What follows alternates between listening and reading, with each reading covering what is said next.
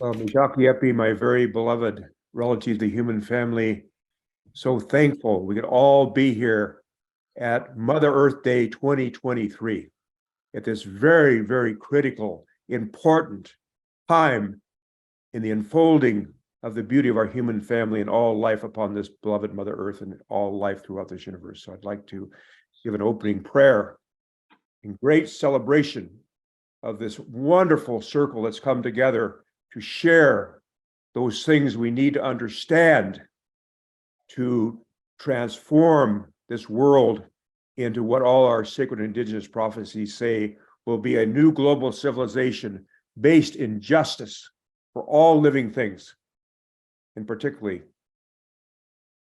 womankind, who are direct representatives of Mother Earth. O Tunkashla Wakantaka, creator of the universe, most beloved one, all powerful one, most kind one, most compassionate one, ever forgiving one, we call upon your holy power that sustains, inspires, uplifts, and gives life to all things, that all our ancestors, past, present, and future, we might come together on this beautiful Earth Day 2023 to raise our thanksgiving for our lives, and that we might bring our hearts and minds together to end not just the abuse of our Mother Earth and womankind, but all living things. O Tankasha Wakantaka, we just give thanksgiving for all the tribes and nations of the east from where comes the red sunrise, and ask them to come together and arise as prophesied of this beautiful holy day we're in, the day that shall not be followed by night, to protect our Mother Earth and all living things and bring us together in unity and harmony. And to Kashla Wakantaka, we call upon all the tribes and nations of the south from where comes new life to come together in unity and harmony, to stand together, so we might change this physical world of time and space in honor and respect to the sacred teachings the Creator has given us to respect and love and care for all living things. Nikashla Wakantaka, creator of the universe, most beloved one, all powerful one, we call upon all the tribes and nations of the west from where comes thunder, lightning, and rain.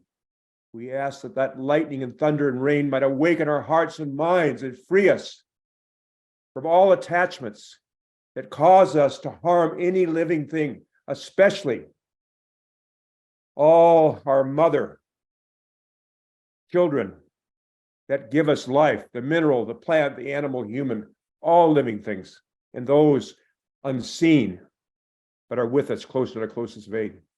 In Takashla Wakantaka, we call upon all the tribes of the nation of the north from where comes the white snow, the purifying north winds to purify our hearts and minds, so we might come together in true unity and harmony and love and compassion as prophesied in this very great day we live in, the day that shall not be followed by night.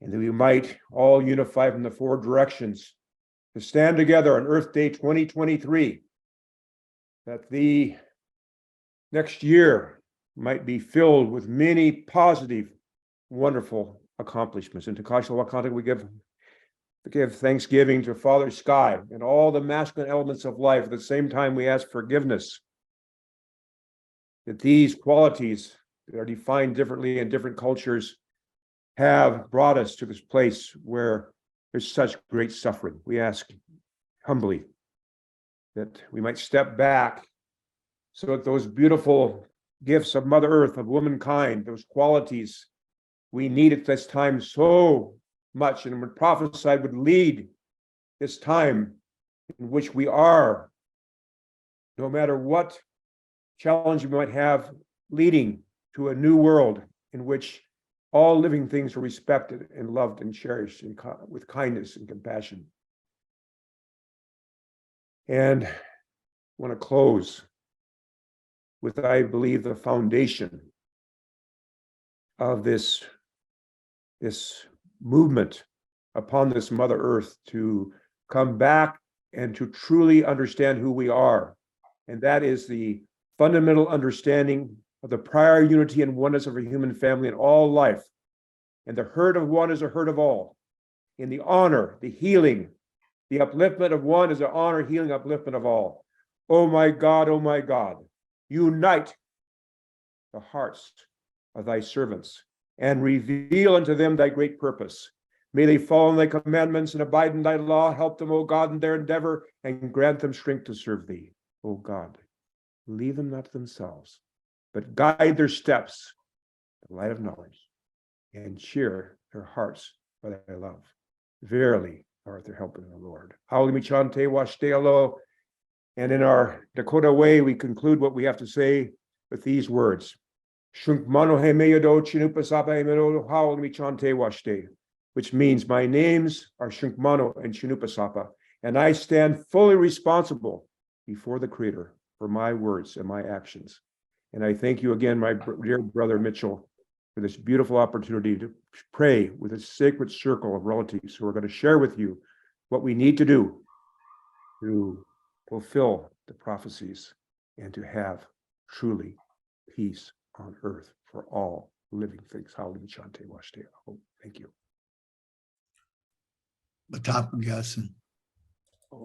Well, thank you so much for your opening message, Hereditary Chief Phil Lane Jr. and Four Worlds Institute.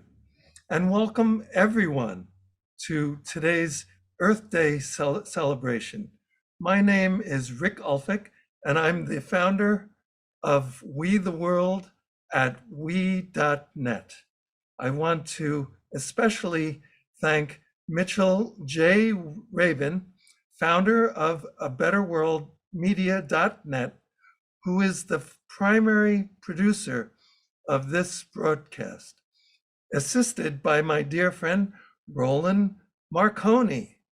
And thanks to all the co-sponsors, including Andrew Kaen, planetheart.org, and We the World at we.net. In the past, Andrew has created the World Peace Earth Day celebrations, and he has helped to produce 11 days of global unity and other programs of We the World. Our goal is to inspire, inform, and involve. So I want to recognize many of the ways you can take action for people and the planet. We are celebrating Earth Month, which starts on the original Earth Day, on the equinox. Thank you, Mary Carlin, and the Earth Society Foundation.org for recognizing Equinox Earth Day each year. People are also taking climate action with Bill McKibben and Third Act with their day of action to divest from funding fossil fuel extraction. And also please check out Paul Sladkis at goodnewsplanet.com and his incredible Times Square Earth Day broadcast, April 22nd. You can sign up to receive trends in global grassroots organizing magazine at trends.we.net. And thank you also, Sue Blythe, who founded We the World's Climate Collaboratory. Coming right up is the one and only Mitchell Rabin, the host of today's special Earth Day broadcast. So don't forget to go to we.net to partner with We the World. Let's make every day Earth Day. Thank you. Rick, thank you so much, my dear friend. This is always these celebrations on Earth Day like old home week. There are many of us who have been connected, such as Rick and I, since the mid-90s on a peace event at the United Nations, and we have carried on in unison, in concert. I should say that because he's a musician, for all these years. And all of our speakers, actually, and musicians are part of this, you could say, larger network and club of people who are deeply committed to the well-being and health and sustainability, as well as regeneration of our beautiful Mother Earth. You know, I just want to say thank you, everyone, for coming. Thank you, all the speakers and musicians who have made yourself available to be here today. I was thinking about Mother's Day, which is coming up pretty soon. And I realized that we're now celebrating Mother's Day. It's Earth Mother, of course. And as a practicing holistic psychotherapist for many, many years, it's kind of funny because most people are focused, and psychology as a field is focused on our biological, you could say, local mother. Well, you know, for the longest time, the work I've done with individuals and couples and families has been about that, yes. However, I have always wanted to graduate my clients to another level of what is your relationship to Mother Earth. That's the one that actually sustains all of us. And until we reckon with that relationship, we have really not accomplished what I feel we have all been given to accomplish here on planet Earth. So with those few introductory words, I want to just welcome everybody, and we are going to just jump right in. We have a wonderful schedule of speakers and a lot of fun to have, and great musicians as well. And we're going to start with Dahr Jamail, and I'm going to say a few words about him because his bio and all of the bios of our dear friends tonight are just exceptional. And I really want the larger community to know who it is you're listening to if you don't know them already, because many of their reputations precede them. Dahr Jamail is an award-winning author and journalist. In 2003, he was one of the very few unembedded journalists in the earliest stages of the Iraq War. His writings have appeared in many leading media, including Truth Without, Huffington Post, and more. Dahr is also a mountain climber, has climbed all over the world. In fact, it was through that he got most in touch with the reality of global warming and the devastating effect it has had on our beautiful planet. Because of what he witnessed as a mountain climber, he ended up writing this incredible book, very saddening and very heartwarming, believe it or not, at the same time. Sort of that bittersweet experience we all have these days of being in love with our beautiful planet and heartbroken at what has become of our current situation. He wrote a book called The End of Ice. I interviewed him about that several years ago on A Better World when it first came out. And today, hopefully, Dahr will be speaking with us a little bit about it. Dahr Jamail, I just want to welcome you to our Earth Day celebration and ask you, because we'll be doing a little bit of a casual kind of dialogue. What inspired you to write that book? What is it that you see now, a few years since that book? And what do you feel our audience should know about your experience and your view of what's happening today on the planet? Well, thank you very much, Mitchell. And first of all, thanks for inviting me to be part of this. And thanks everybody else for being here, and folks in the background doing the work to make this possible. And thank you very much, Chief, for the opening blessing. I feel like largely what I can contribute today is if I do a good job, it's at least a little bit of a continuation of what the energy that Chief put out there for us to start this.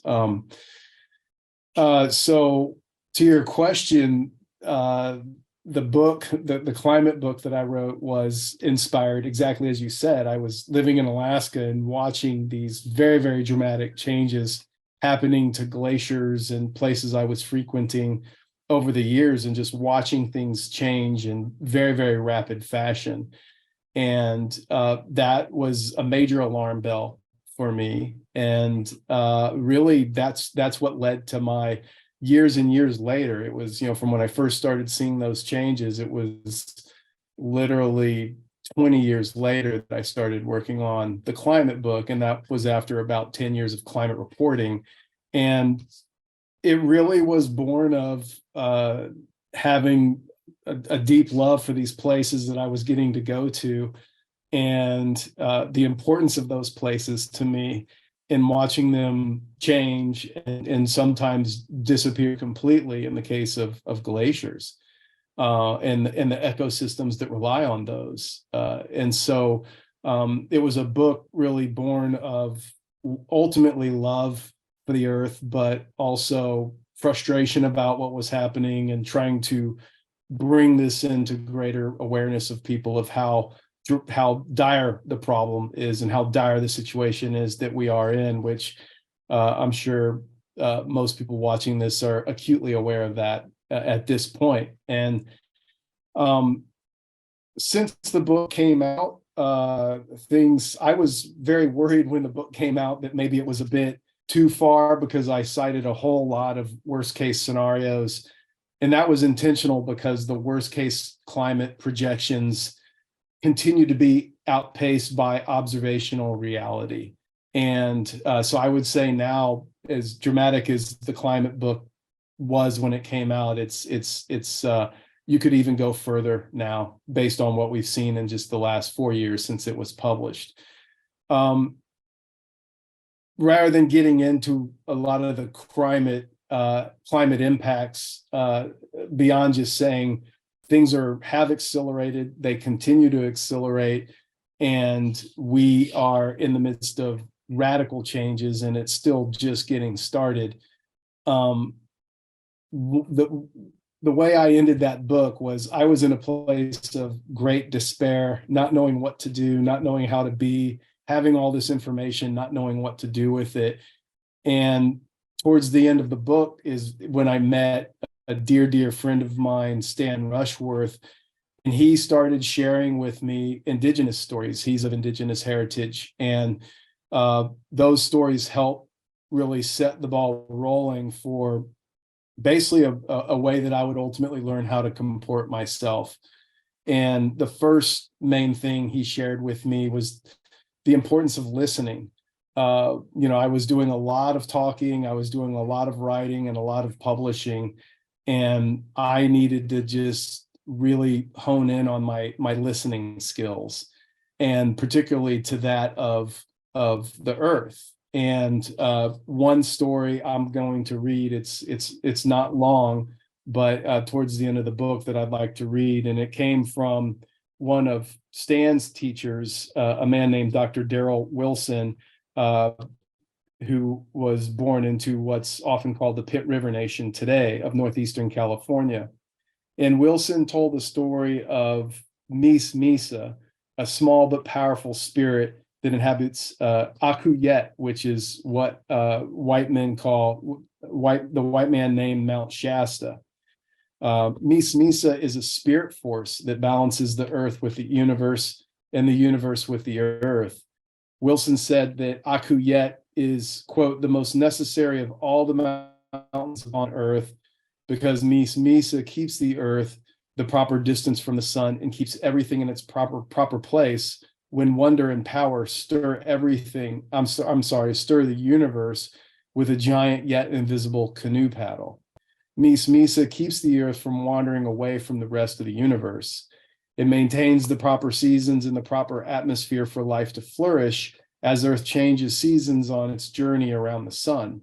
The mountain, the story tells us, must be worshiped because Mis Misa dwells deep within it. To climb the mountain with a pure heart and with real resolve, and to communicate with all of the light and all of the darkness of the universe, is to place your spirit in a direct line from the songs of Mis Misa to the heart of the universe. While in this posture, the spirit of man/woman is in perfect balance and harmony, end quote. For as long as Mis Misa's instructions are followed with sincerity, society will be sustained. Its inhabitants will survive for the long term.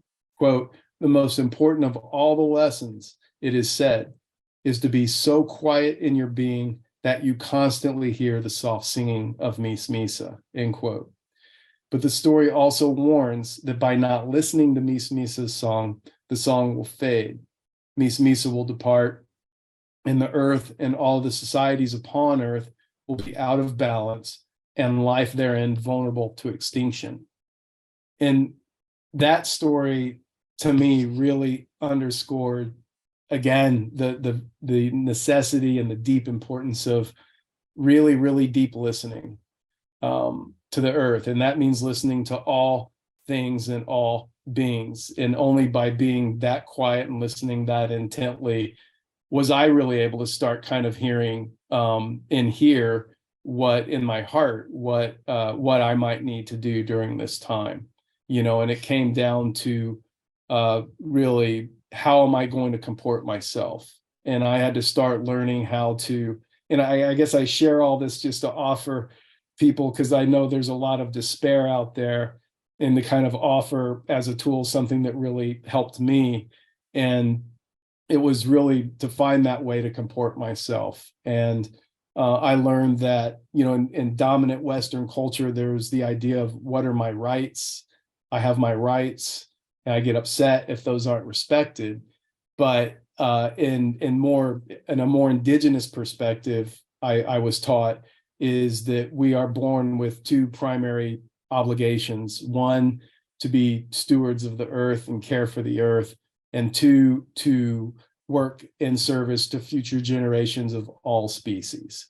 And so if I really take as my own epistemology those obligations, then that's my work to do. And those actions are not contingent upon whatever the result might be, whether we win or lose, succeed or fail.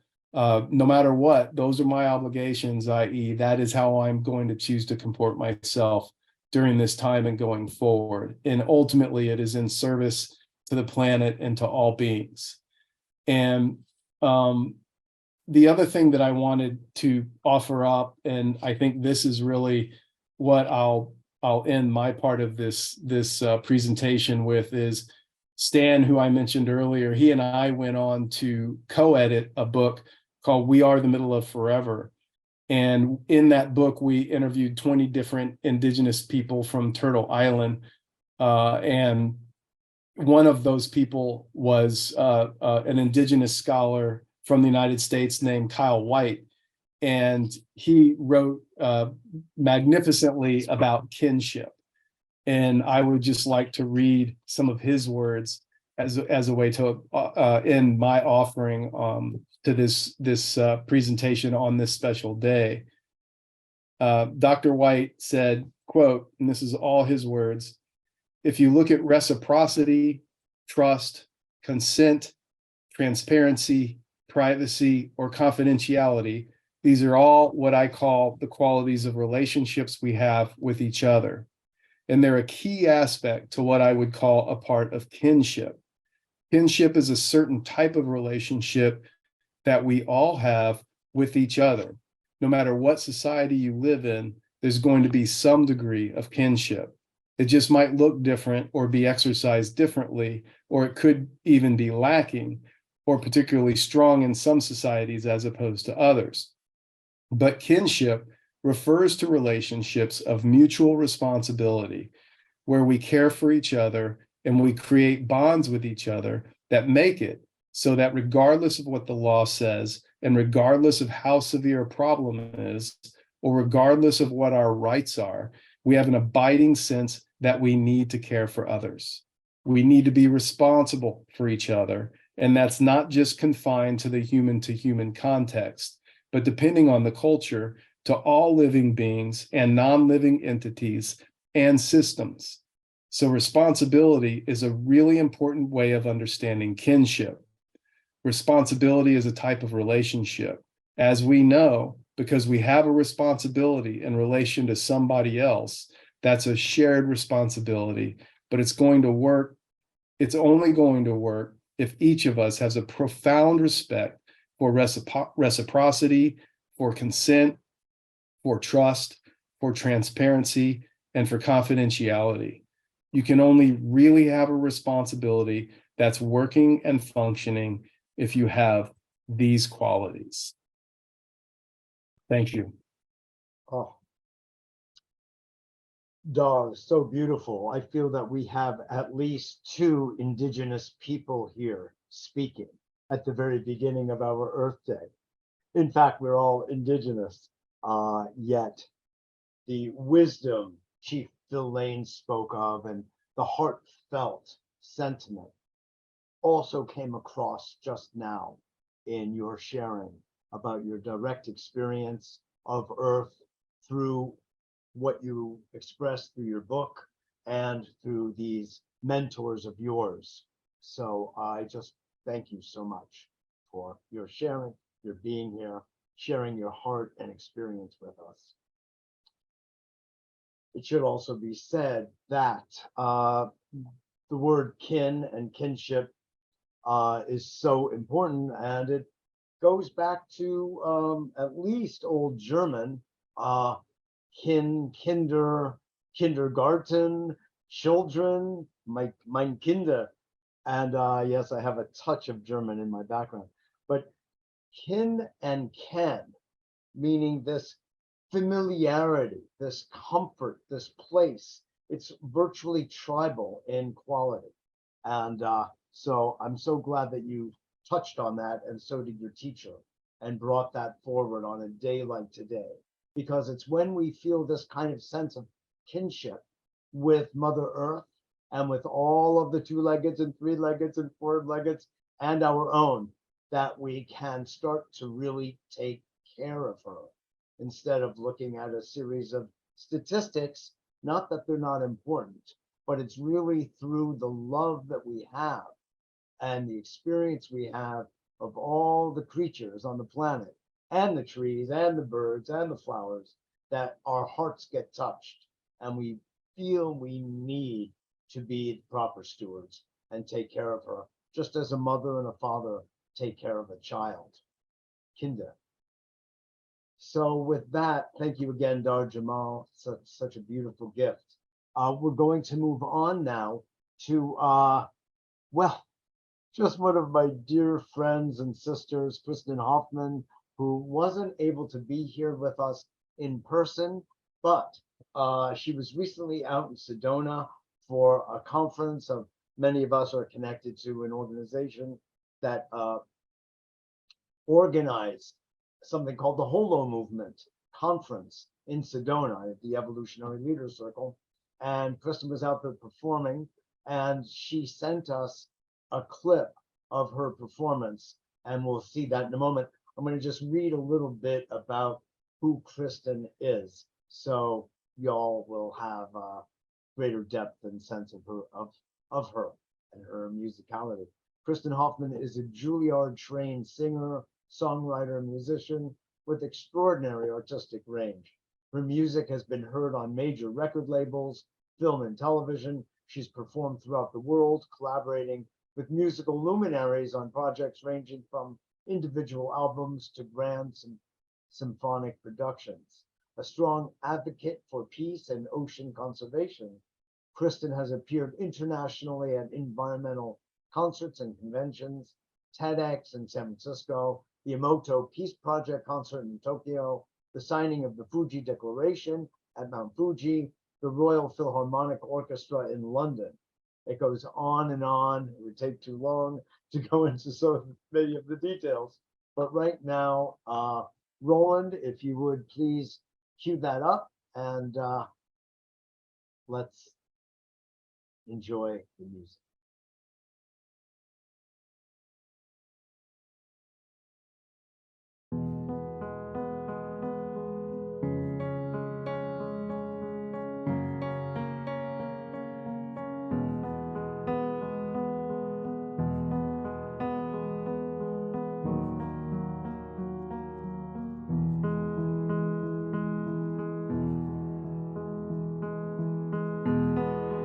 We have entered an extraordinarily rare interval in human history, a choice point in our collective journey, a space between the past and the future where the lives of countless generations ahead will be profoundly impacted by the choices we make now.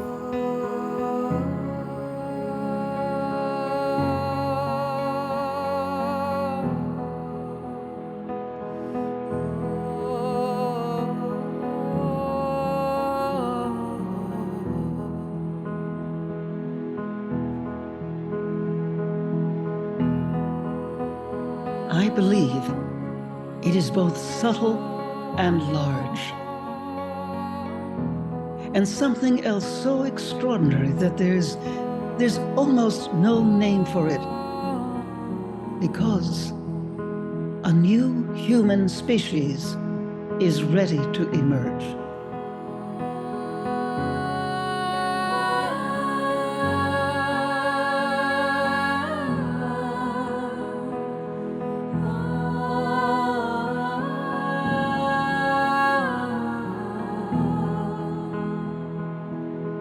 Participation in this transformation involves collective attention and communication on a planetary scale. This creates coherence and clarity of direction. Simply put, it is the Holo movement in motion.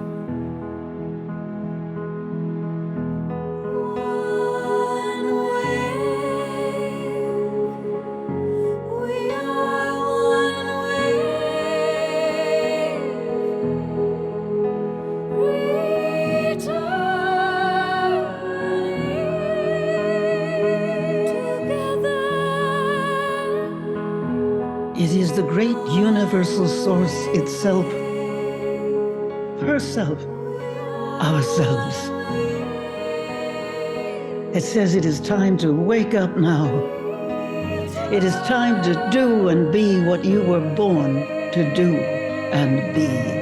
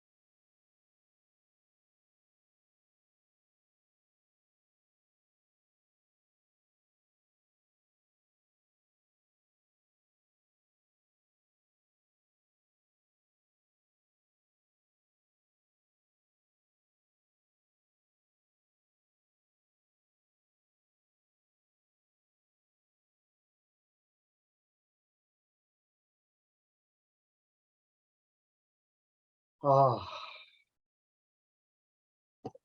dear Kristin, wherever you are right now, we love you and thank you for blessing us with that. And you all heard. Do you ever get the feeling that you're sort of like in the right place at the right time? I do. When Kristin sings, I always feel that way. And being with you all, I feel that way too. In fact, our next speaker was one of the voices that you heard in the background.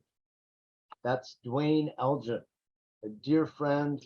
Love Duane. He has been doing such excellent, profound work in front of the camera, behind the scenes, through his writing, through organizations and groups that he has run, probably at least since the 1970s.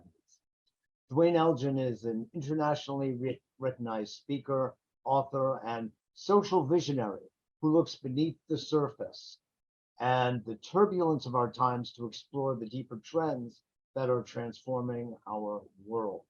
In 2006, Duane received the International Goei Peace Award in Japan in recognition of his contribution to a global vision, consciousness, and lifestyle that fosters a more sustainable and spiritual culture.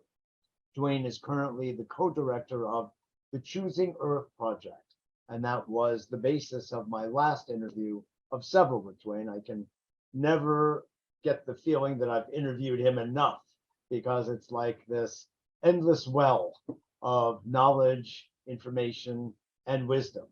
So Duane Elgin, welcome to today's Earth Day celebration. Great to see you, my friend.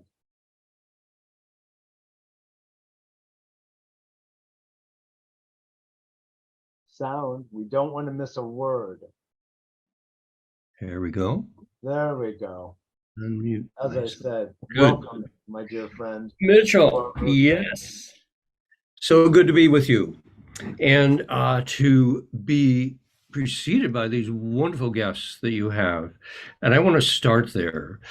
First of all, Chief Phil Lane. Wow, every time I hear this man, I am so moved. I'm so grounded in recognition of the aliveness of the universe, of the earth, of reality.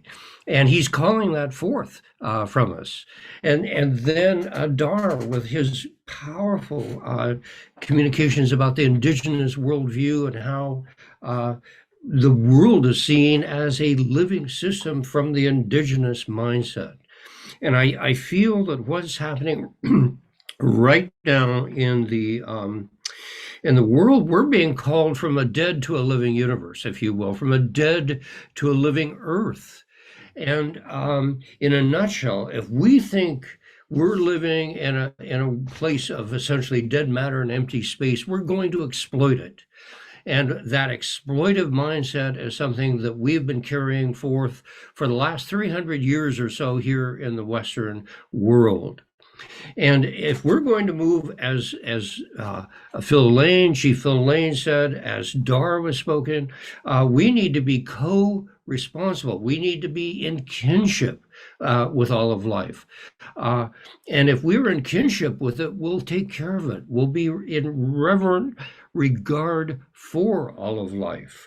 And so this is a foundational shift in the mindset of the world, of humanity, to take care of all that is alive, and it is the entire living earth. And we have a co-responsibility to do that.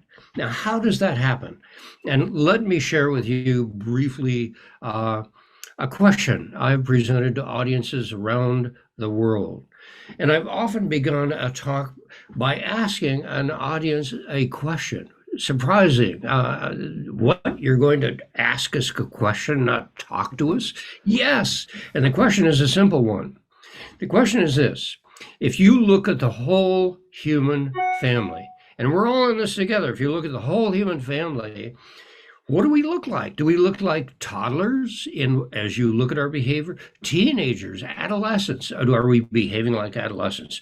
Are we behaving like beings in their early adulthood, or lastly, elders? So I give people four choices: toddlers, teenagers, adults, or elders? How are we behaving? And I ask them to turn to someone they've never met, talk about that for a few minutes, and then take a vote. Now, I've asked this question literally around the world. I've asked it in all kinds of settings, business leaders, colleges, religious institutions, and so on. And overwhelmingly, one answer comes back. For the last 30 years, one answer has come back. And people have said, well, we're behaving like teenagers, like adolescents. Typically, 3/4 of an audience will say, yes, we're behaving like adolescents.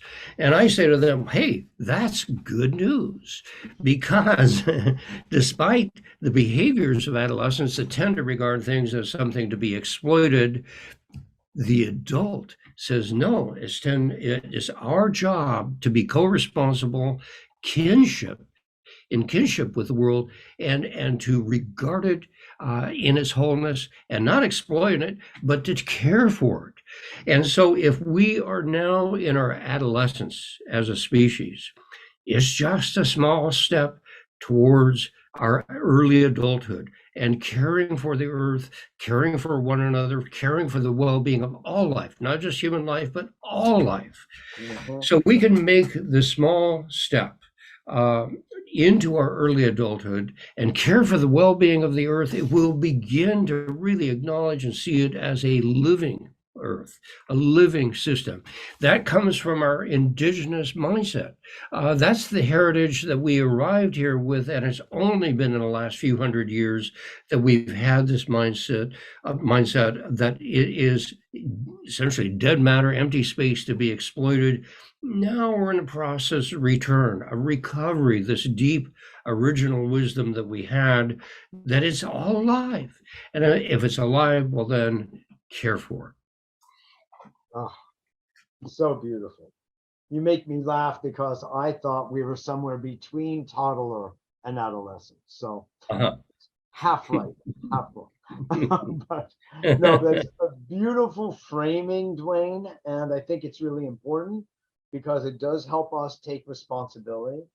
And there's another thing that you are making clear, which is when we look at the world as purely material, so that we have thingified, if you will, we have nominalized the earth.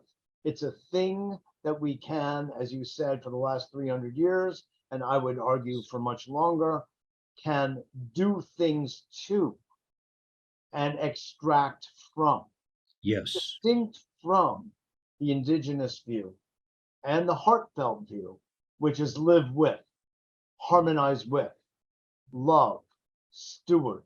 And so you've got the material view, if you will, on one hand, and what we refer rather generically as a spiritual view, a view that has a sense that's higher, that's deeper, that's heartfelt, called the spiritual view, you know. Yes. And that's what connects us to all life, which you are so clearly pleading for in all your comments. And I think that's right, absolutely right on. I'd like to ask you, if I may, with all the work that you have done, and your last book, Choosing Earth, is a true treatise that takes us into the depths of despair, not unlike Dahr Jamail's The End of Ice. But it also shows a curve of us from adolescence moving actually towards some level of emotional intelligence, emotional maturity, and personal development. Could you comment on that so we can kind of go on that journey? Yes, indeed I can. Now, so then if you ask people, well, what was it that motivated you to move from your personal adolescence and into your early adulthood? And then I asked them to turn to someone and, well, share one of the most painful, difficult experiences of your life with another person. And what they talk about is trauma. They talk about wounding, being wounded by the experience of being an adolescent and so on. Now, that trauma is a catalyst for transformation. And there's not one of us, I would think, that has moved from adolescence to adulthood without some degree of trauma, with some degree of wounding. And so here we are living on a wounded earth, an earth that's traumatized, and not only humanity as being traumatized, but all of life. We're in the middle of the sixth greatest extinction that the earth has ever known. So this trauma, this wounding of the earth is our catalyst. It's a sacred catalyst for awakening. And with that, we can then begin to open ourselves, because the wound is really an opening into a larger reality, into then a larger maturity, a larger sense of caring for the well-being of all life, recognizing the preciousness of our own life, and then moving into the preciousness of all life. So what's happening now is it's so important to go beyond just a problem with climate change. That's certainly a big issue. It's a big concern, but it's a material concern. And what we're speaking about here with Phil Lane, Chief Lane, call from us was a spiritual regard, a regard for the deeper aliveness that we are wounding with our actions. So if we begin to see what's happening to the earth as a whole systems crisis. It's a crisis of climate. It's a crisis of population growth that cannot be sustained with current levels of consumption. It's a crisis of resources, water, for heaven's sakes, for people around the earth. Around 30 to 40% of the people don't have enough water. We can just go on down this list of wounds that the earth is now experiencing and say, these are the catalysts. Pay attention. It isn't just climate, it's the whole thing is coming apart. It's breaking down. We're on the verge of collapse, but that collapse is then the collapse of the old way of regarding ourselves, the old way of regarding the earth. And when that collapses, then we open up and we say, well, now what? Now what do we do? Well, we step forward in our maturity and we say, instead of exploiting the earth, now is the time to be co-responsible caretakers of this wounded earth.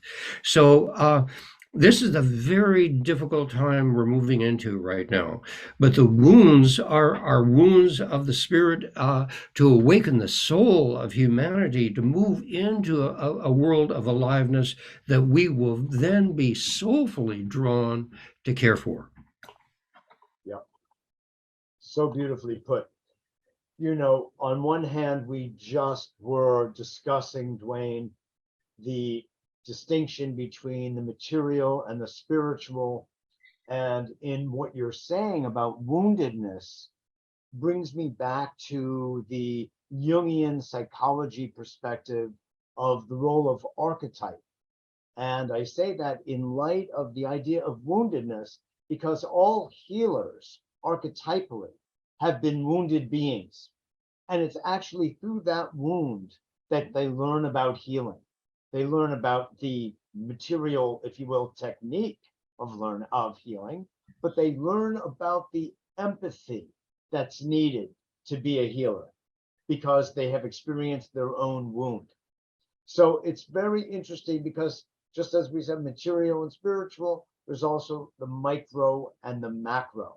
So on the one hand, we have our own personal dilemmas and trauma and wounds, and those help us mature, as you're so well putting it, to become caretakers of the larger planet on the macro, if you will, macro level. Does that harmonize and resonate with? It does. I think a theme that's already come up so strongly in the conversation so far is kinship, is care as a co-responsible participants on this wounded world. And so indeed, we are moving into a new relationship with the earth, but the earth as a living system, and underneath the earth, the universe as itself a living system. Life within life. Sounds within like the life. name of a good book, by the way. Yes. That's a book that Duane wrote, by the way. Yes, indeed. And so if we'll just open to the world as it is, the universe as it is, the earth as it is, it's alive, it's alive. And in that aliveness, we come alive. And if we try to exploit it as deadness, we die as well. So in this transition, in this shift to our maturity, to our openness, to accepting the wounded world that we have created, and then open up, we're going to open up into greater aliveness.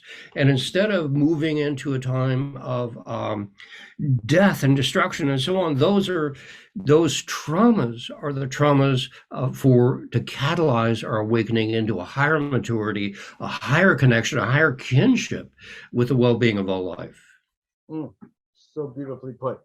I'd like to ask you a question, because as you're speaking, and because I know the book you last wrote, Choosing Earth, we did an extensive interview, and you and Colleen, your wife, filmmaker, you really go out far in time to describe what you see as the story of personal human development. And it's very moving in many ways. It's upsetting, and ultimately it's puts a smile on your face. It's daring in that way, but it happens. But you know, the longer arc of history, if you will, shows us that civilizations come and they go. How many times do we have to see Egypt, Greece, Rome, and on the other side of the world, China came and went, and now, of course, is coming back. So there are cycles, in short. And so in that light, there's creation and destruction. What do you see? And that seems to happen by nature. Yet there is this thing, this phenomenon referred to as human will and human choice. What do you see as the role of these in this larger arc of creation and destruction? I'm sorry, the role of, say that again? The role of the human role of choice and human will in this longer arc of creation and destruction. Is that too much? No, because we are co-responsible participants on this earth. And it isn't just the affluent countries, nations, it's all of us. We're all in this together. We either rise together or we fall together. And there's a tendency right now to look at, well, who's in, who's out in terms of resources, who's going to endure, who's going to die. We're all in this together. And if you look at the seriousness of the challenges that we face, it isn't just a climate problem, as I indicated. It is a whole systems problem. Yeah. And we could go functionally extinct, not completely extinct, but for all practical purposes, give up our role in an evolutionary sense for the future of the earth. And so it's going to take us rising up together. We're all in this together. It is right now, I tell people, look, see this the mobile phone? 2/3 of the people on this planet now have access to one of these. 2/3. By the end of this decade, just a few years from now, it'll be 3/4.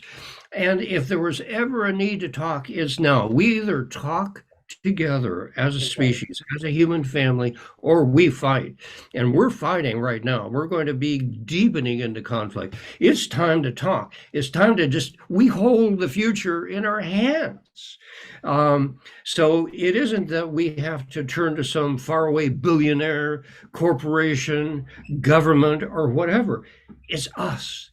We're the new superpower on this planet is us holding cell phones in our hands. We finally have the capacity, the technological capacity to talk to one another, to give the earth a voice, to have an earth voice for humanity's future. So returning to your question, yes, well, it's our responsibility and it's our opportunity to rise to this possibility. Duane Elgin, as usual, you wow me. You wow me. Thank you so much for being with us today. Pleasure, brother. Another Indigenous elder in our midst. Be it said. There's a theme that keeps arising here from Chief Delane implying, speaking about our connectivity with all life, to Dahr talking about kinship, and same echoed by Duane. It happens, I want to give homage to an organization that I am connected to, dear friends of mine, called Kinship Earth. Wouldn't you be surprised? And Lauren Archer and Stephen Gomes and Terry Molnar are among my friends who help with that organization and advance it based on the good work of Susan Davis going back many years. Beautiful, beautiful work, and the KINS network. And it's important because with this theme, this emerged as a motif in today's Earth Day. I think it's very important because this kinship, of course, we love it among our own species. We love our own species, but it's also with all non-human creatures as well. That's an important thing to remember, because that's one of the ways we really can connect to the planet. If you think about giraffes, for instance, or elephants, or these other incredible creatures. Now, I personally believe that God is a comedian, and it shows up in Mother Nature because there are so many wild-looking creatures, and I think this is a good thing. And you know, from the worms in the ground to snakes to giraffes, as I say, and platypuses, for crying out loud. You know, this is all another way of connecting us to the liveliness that Duane keeps talking about, the aliveness that we need to feel moving through our veins to keep us alive and connected to what's most important. So just Duane, Elgin, thank you again for all of your contributions here today and all the time. All the time.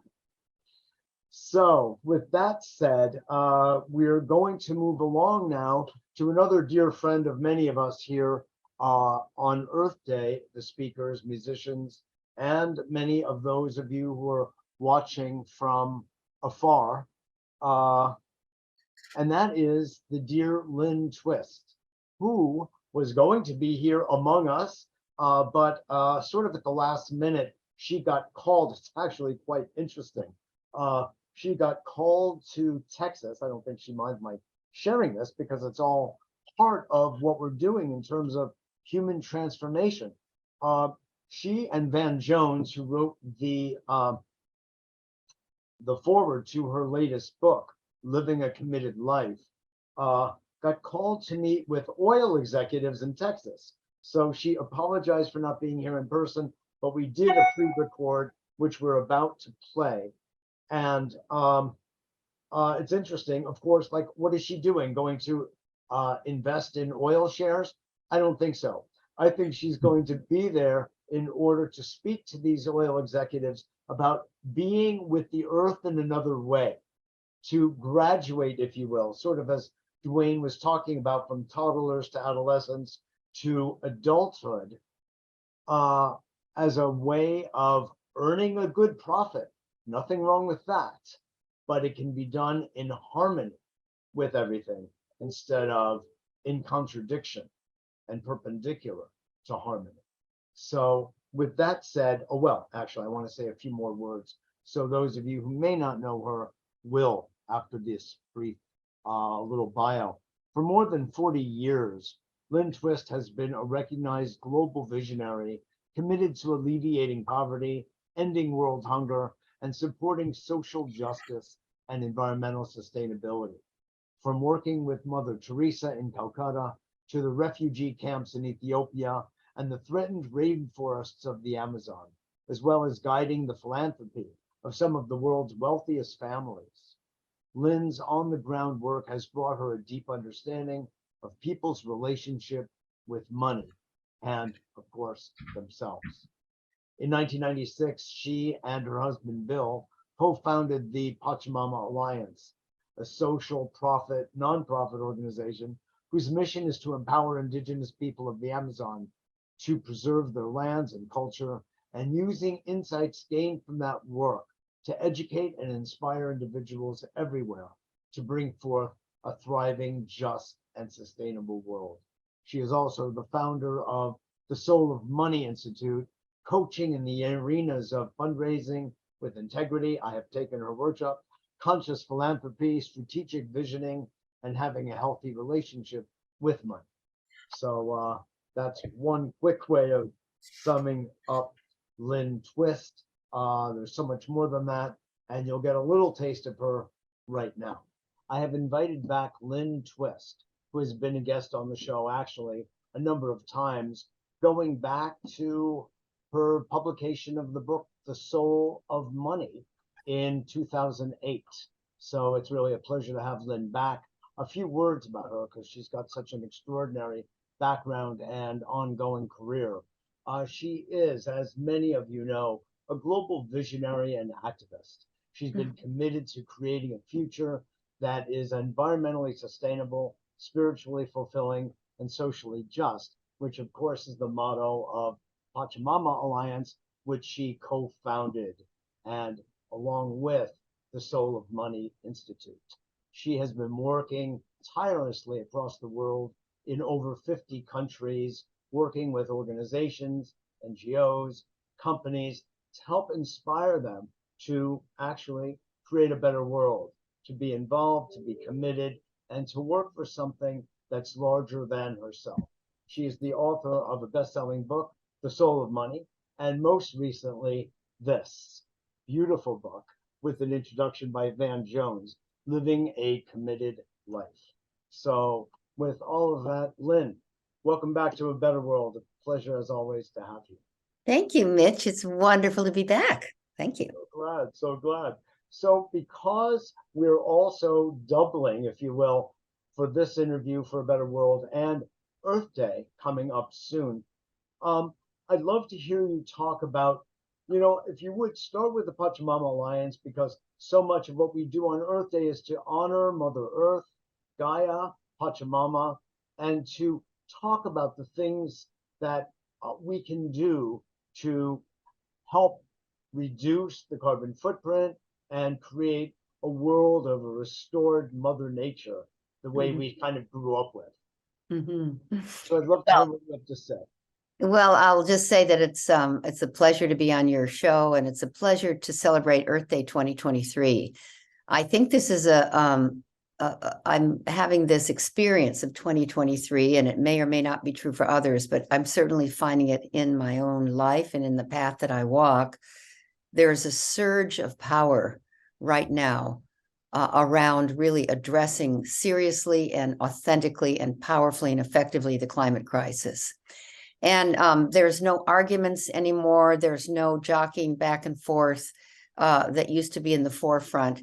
That kind of stuff still exists, but it's in the background. It's in the noise in the background. It's kind of white noise now. No one takes it seriously. Everybody's about how to get on the playing field and really play your heart out. And I find that to be true not only for individuals, which is really the key, as you and I both know, but also really also institutions, universities and colleges are always the first to be on the cutting edge of things like this as institutions, but also companies now, companies that at least I'm familiar with. It might be that they're terrified, whatever the reason. It might be that they're now ready to play. It might be that they're so scared about the bottom line that they have to get in the game. Whatever the motivation, fine, they're playing. And that is something I haven't seen at the level I've seen it in 2023. So I feel like there's a surge of power, actually collaboration, as contentious and, kind of finger pointing as our political landscape is. The collaborative space for humans, and when I mean that, the word civilization has the same root as civil society. We're actually beginning to be civilized about dealing with who we are as a species on this planet, and that we're taking up way more than our share, and that we need to share this with each other first and foremost, but also with the community of life. that it's not just white supremacy, European supremacy, all these different supremacies, patriarchal supremacies, colonial supremacies. It's human supremacy. That's where it all began. And so I feel that there's maybe it's not as conscious as I'd like to make it, but I want to at least assert, and in my own way, a mark that we're now in the 2020s in a way that we actually are on the playing field for real. And we need to be, of course. Yes, it's late. Yes, we're not going fast enough. Yes, not everybody is playing fair. Yes, all that's still true. And we can talk about that, but it wastes so much time to argue about that. What we need to do is acknowledge, celebrate, lock arms, hold hands, and move forward in whatever way is yours to do it. So for me, having published a book called Living a Committed Life at the end of last year and the beginning of this, I feel commitment starting to actually find its way into people's hearts and in their speech, so that we're not so much talking about how many degrees of Celsius or Fahrenheit or all of the terms that sort of leave it to the scientists and the analysis, terms that don't get you in action, but terms that do get you in action. Like, we're losing the very life support system on which we and our future children and grandchildren depend. We are losing species that are dear to us, that we love. We are finding our way to see that these weather patterns that are so extreme are not going to stop, and actually are forcing us to pay attention to our environment, to not just the weather report on TV, but be outside and look at the trees and look at the landscape and look at where are the insects and where are the flowers, and Our really pay personal attention to the relationship. power of A spring. personal relationship to the earth as a living being, you're saying. So Yes. not Yeah. just objective analysis, which, as you say, doesn't really move the dial far. But Yeah. when we think about our personal relationship with trees and with animals so much, that it becomes very real what we're losing and what's at stake. So Yeah. anyway, I just wanted to emphasize that point you're making. Yeah, and that unleashes the power of love. Mhm. Not analysis, not fear, not, oh my God, not we'll do the best we can, not resignation, not despair. It unleashes the power of love. And that's what will get us through, as Joanna Macy says. We will protect what we love. And that's really where we need to, I would say need is probably too strong. That's just my opinion. But where I suggest, I recommend, I invite, I encourage people to go. What do you love about this world? What do you love about this life? What do you love about this earth? What do you love about the community of life that we share? What do you love about plants? What do you love about food? What do you love about, your puppy dog and your kitty cat, your chickens? What do you love? And go to work for that, go to bat for that. And that's where it starts to be ours rather than out there, something we're worried about and trying to, be afraid of or protect ourselves from, or go off and buy a little island or hole up in our houses and hope we'll be okay. Yeah. That individuation, that isolation is not the way forward. The way forward is toward each other, turning toward each other, embracing each other, community. So I find that to be a very, very, very powerful tide turning experience I'm having in 2023. Oh, that is beautiful. I mean, from your mouth to God's ears, of course. And honestly, I see the same thing. In fact, just minutes before we met here, I sent out an email about investors. You were talking about even businesses are looking at the situation now and are getting into action in a way that never was the case before. They were always in the denial mode. And this was an email about investors pushing companies to get into action and to develop a green halo by doing the right thing, reducing pollution, reducing the carbon footprint. So that when something like that is in motion, you've come a far way, as they say. Mm-hmm. Yeah. So, we're really in the mode. Tell us a little bit. I love what you shared that, and that you connected to love, Lynn, is really kind of where it's at. Because Mhm, that's what our lives are so much about. And if mhm. they're not about it, we want it to be about it. And Yes. so if we put that front and center of our relationship with our beautiful Mother Earth, then we're really going to be making strides. So I love the way you put that. Would you talk a little bit about Pachamama and what the Alliance is doing in respect to you and Bill, your husband, and the whole team have been doing fabulous things down in the headwaters and elsewhere. Could you chat a little bit about that? Yes, well, as you know so well, Mitch, Pachamama means Mother Earth, or the earth, the sky, the universe, and all time. And the Pachamama Alliance is an alliance between the indigenous people of the sacred headwaters region of the Amazon rainforest, which is the source of the whole Amazon forest, um, indigenous people that live in that area, and conscious, committed people in the modern world like you and me and all the people who would choose to listen to your wonderful podcast for the sustainability of life.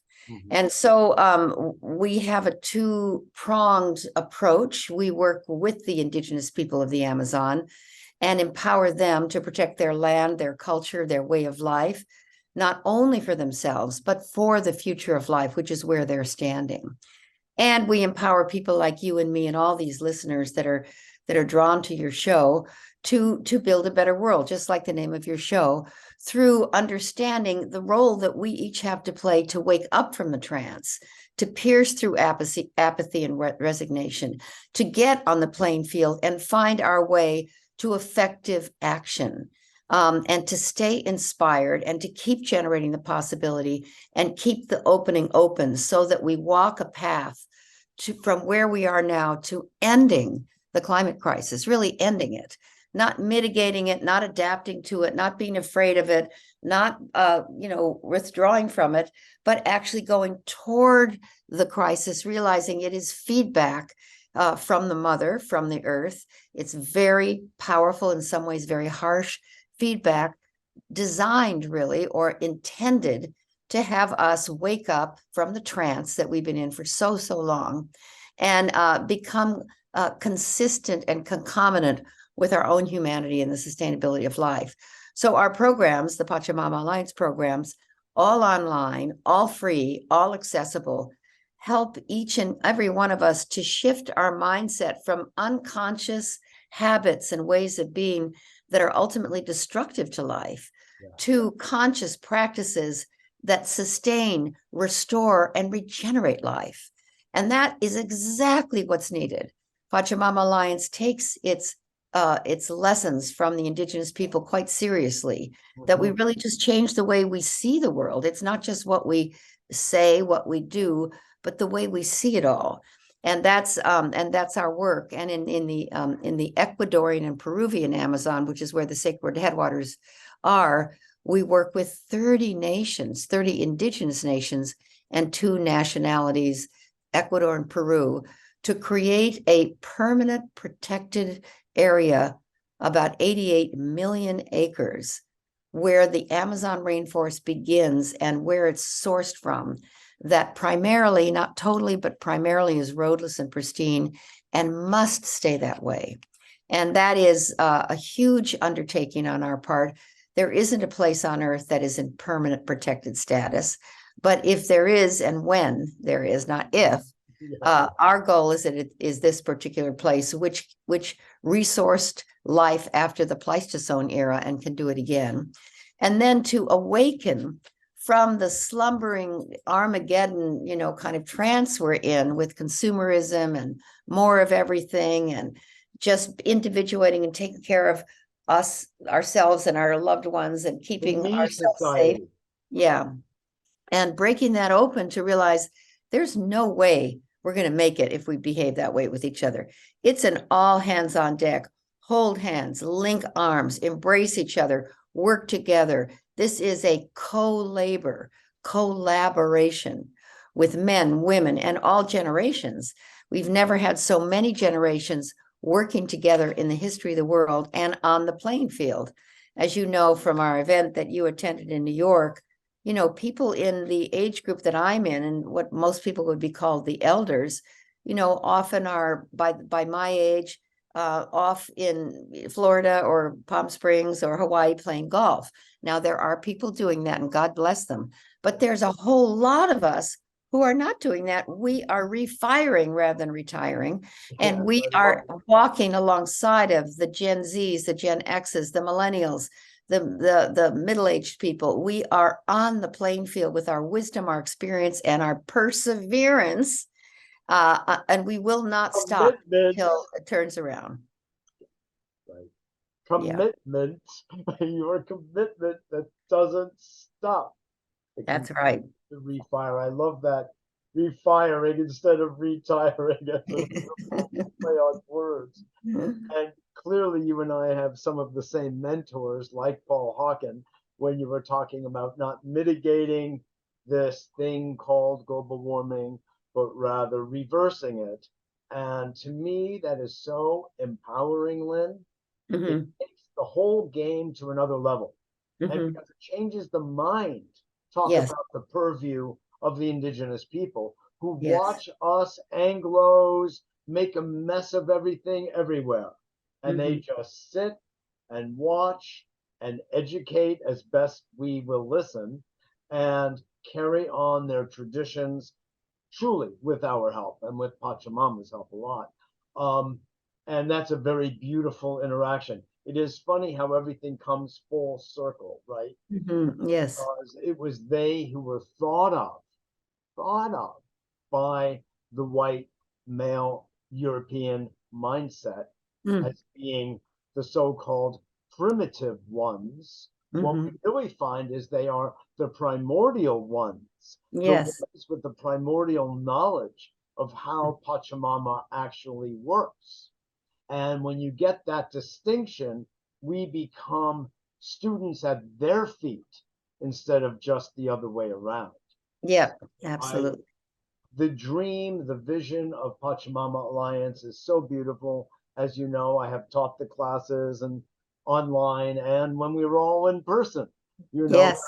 dreaming the dreamer, you know, Yeah. awakening and all that. And I just want to just thank you for the incredible work that you and Bill and Tracy and all the others who have been against all odds persevered since the early 90s in Mm, this space. And you've helped the Achuar, you've helped so many nations sustain and retain their land and their culture against all odds. And we know so much of what those have been.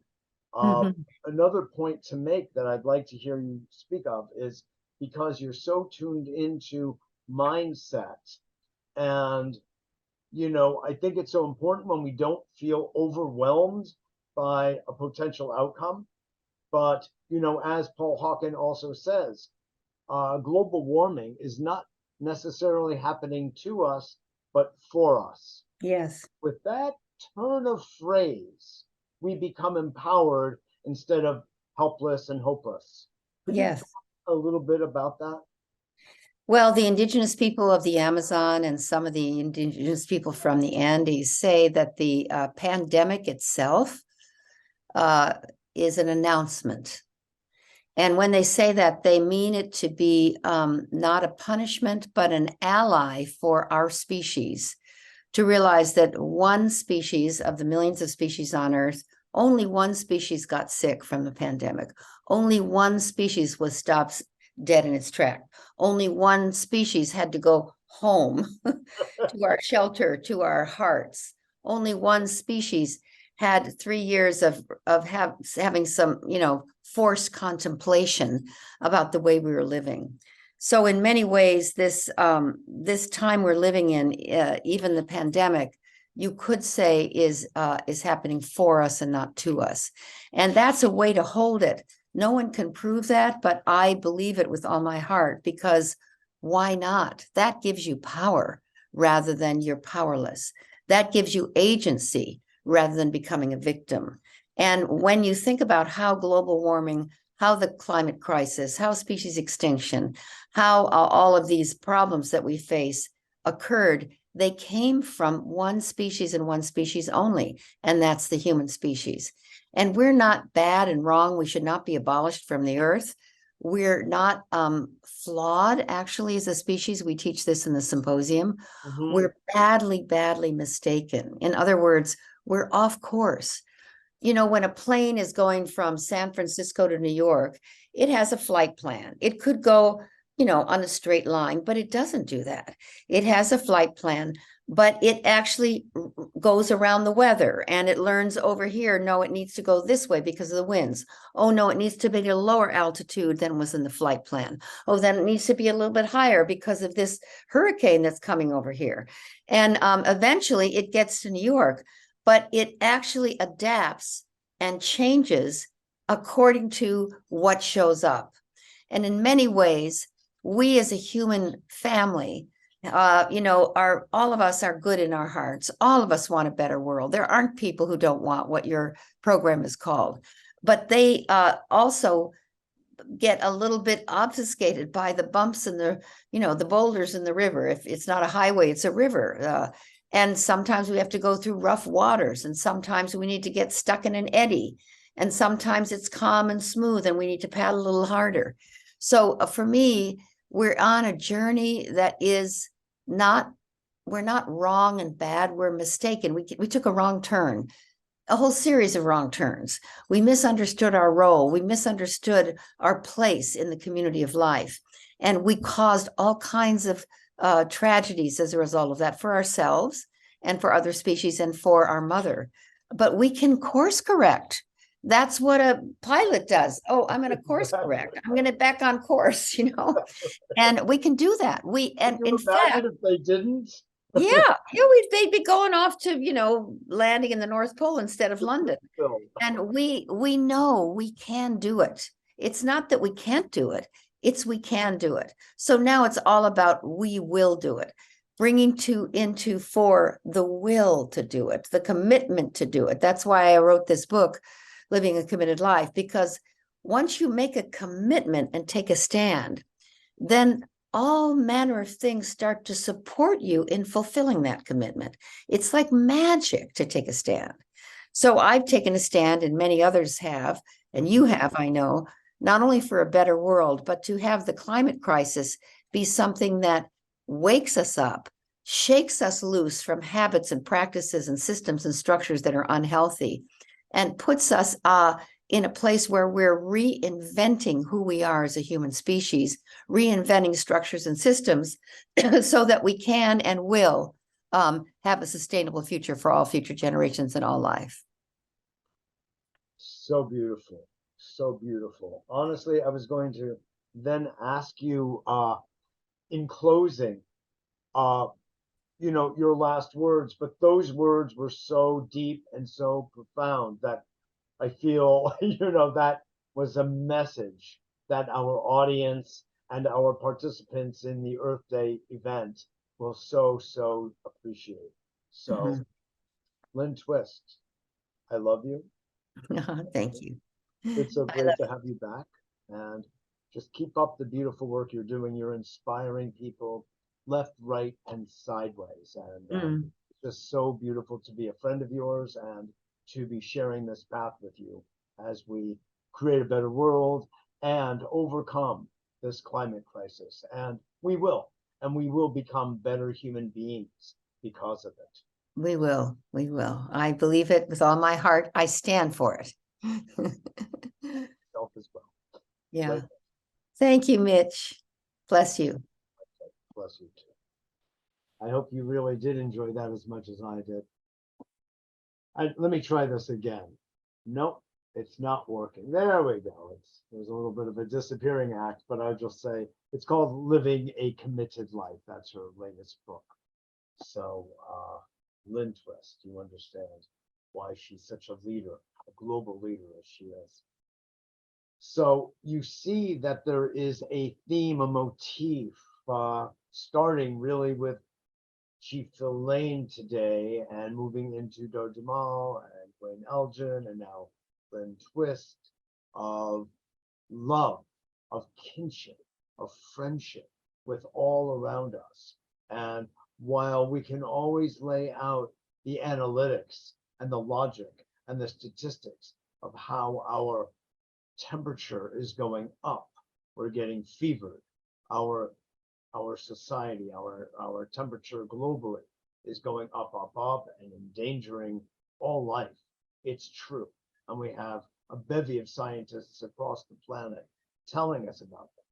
But somehow it keeps us in our mind and it doesn't bring us into the space of love. And that is clearly the place where we get most moved. You know, one of my newest friends a man I have just utterly admired and feel such kinship with. Wow, there we go again. He's doing such good work in the world, and it's a wonderful story. And I'm going to introduce now Richard Lackey. Richard Lackey is the chairman and CEO of the World Food Bank, which he founded in 2015 as a sustainable solution to hunger and food security issues around the globe. Richard is a career entrepreneur with 30 years of leadership experience in the trading and securities industry. While highly regarded in that world, his core passion is resolving world hunger. Richard worked in emergency medicine and has been involved in medical relief teams in more than a dozen countries. Through his work, Richard was exposed firsthand to devastating poverty and hunger. He believed then, as he does now, that the suffering so many people experience from poverty and hunger can be prevented and alleviated through better integration of industry and political systems, especially systems that are market-driven, regenerative, and sustainable. So with that, I would love to introduce you all to Richard Lackey. Hey, good afternoon. Thank you for having me. Great to have you, Richard. Great to have you. So your own story of the turn in your life, I just happen to love that story of your moment of the dark night of the soul, if you will, and coming to a realization of what you were contributing to the world and, in a sense, what you were not. And maybe you could just give us, as one little piece to start with, a little of that experience, because I think it speaks about so many people who sort of wonder, looking around at the world, what they can do to make a difference, what they've been doing, has it been making a difference, and in a sense, ultimately who they are and what are they using their precious life force for.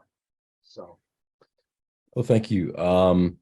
Yeah, I grew up in the woods. I literally spent every free minute, even before school and after school and weekends and weeks away in the woods, growing up in rural part of South Georgia, and just always had an affinity for nature, never felt more comfortable than in nature. And I've lived in several countries. For me, sitting in the tops of trees is the cheapest therapy you can buy. And in Costa Rica, we ended up, as a result of that, building what became the largest canopy tour in Costa Rica.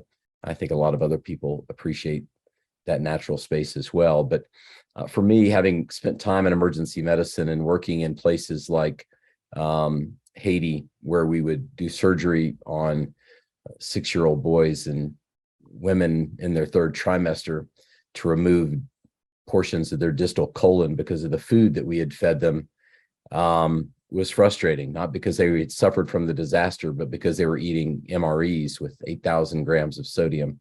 And that had always stuck in my craw. I guess that was a bit frustrating, but for many, many years, I found that I'd had a skill for essentially what people would call a computer game now, but trading in the markets, essentially playing a computer game all day and having a net effect for the world of zero, at the end of the day, having more cash and a balance of account, but having done nothing positive for the world.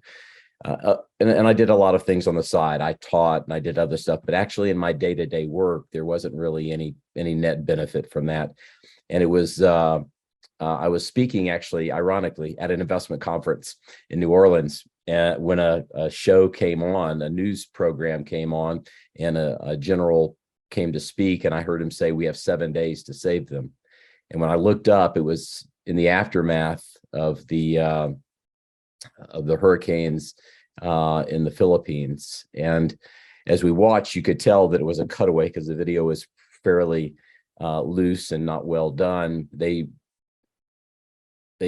had their camera fall on a young lady. You could see the thousands and thousands of people walking away from the coast going towards Tacloban City to look for additional food and water. And you could see this one young lady walk and leave the path, the dirt path that was kind of separated between the rice paddies. And she walked into a building that was completely torn down with a young child and a slightly older child.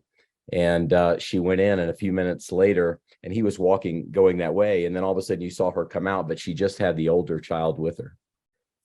And just as a natural response, the reporter went up to the young lady and said, "I noticed that you went into the building with 2 children and you came out with 1.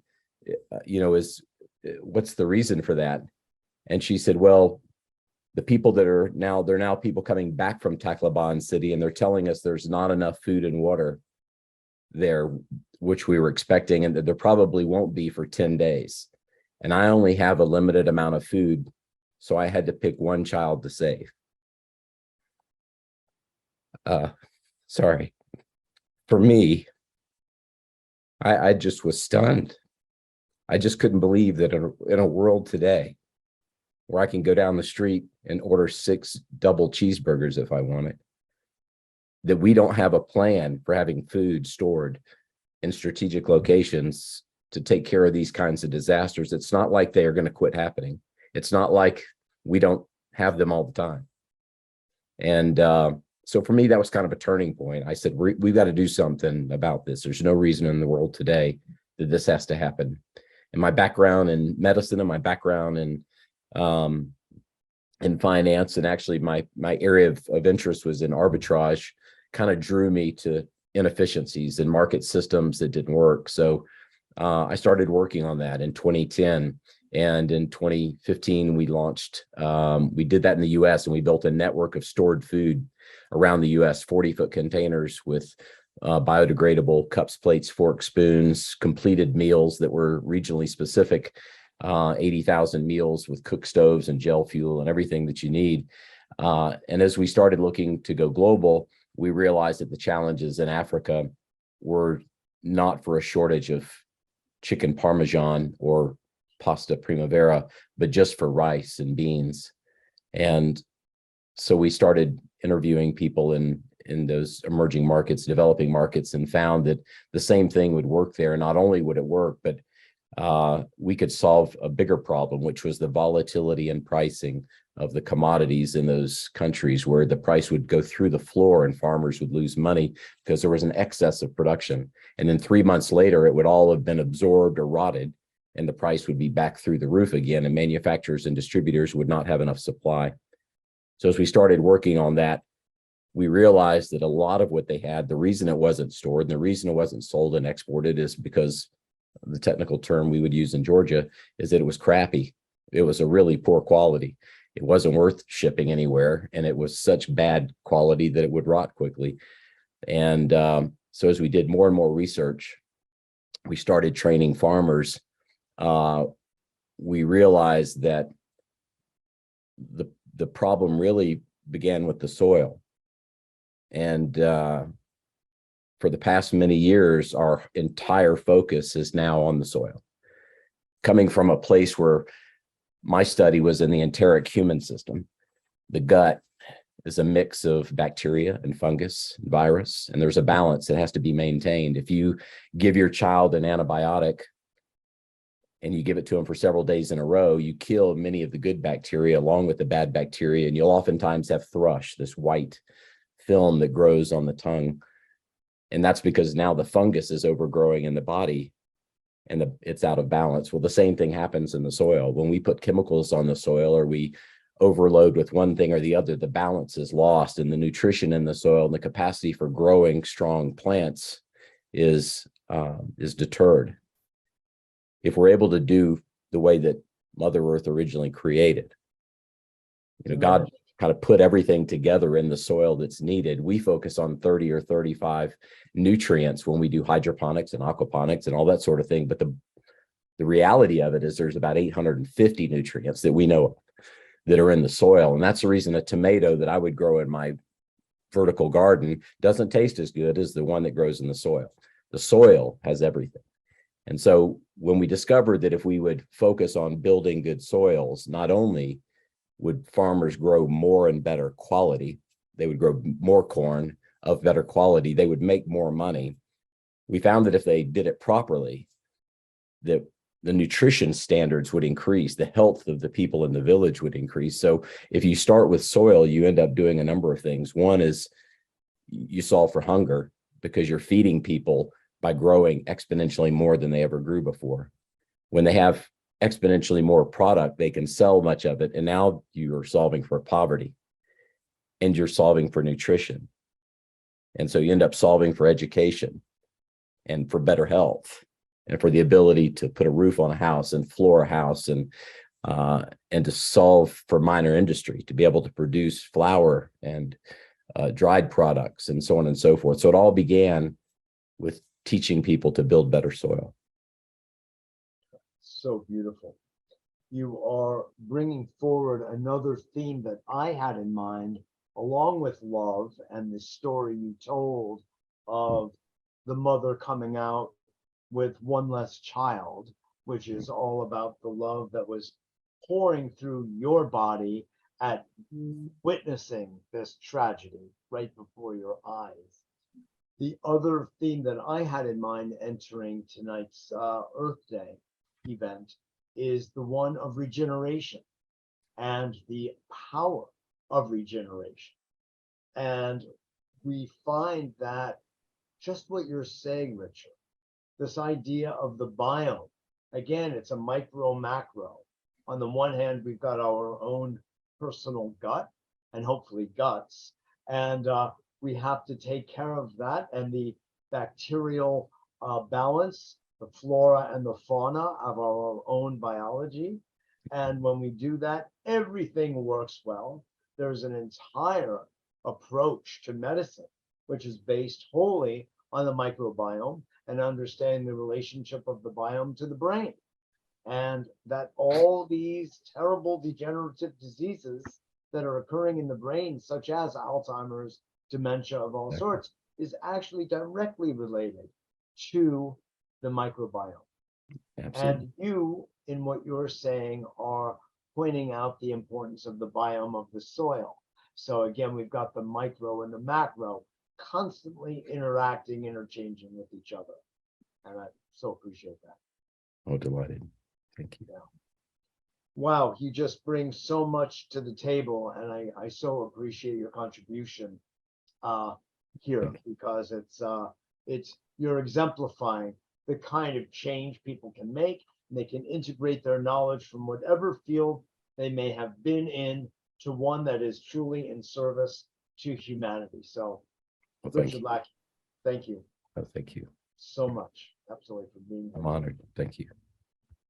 Wow, this is I'm just thrilled with the way there's this accumulation of knowledge and experience and richness on the levels of mind, body, and heart and soul in today's Earth Day.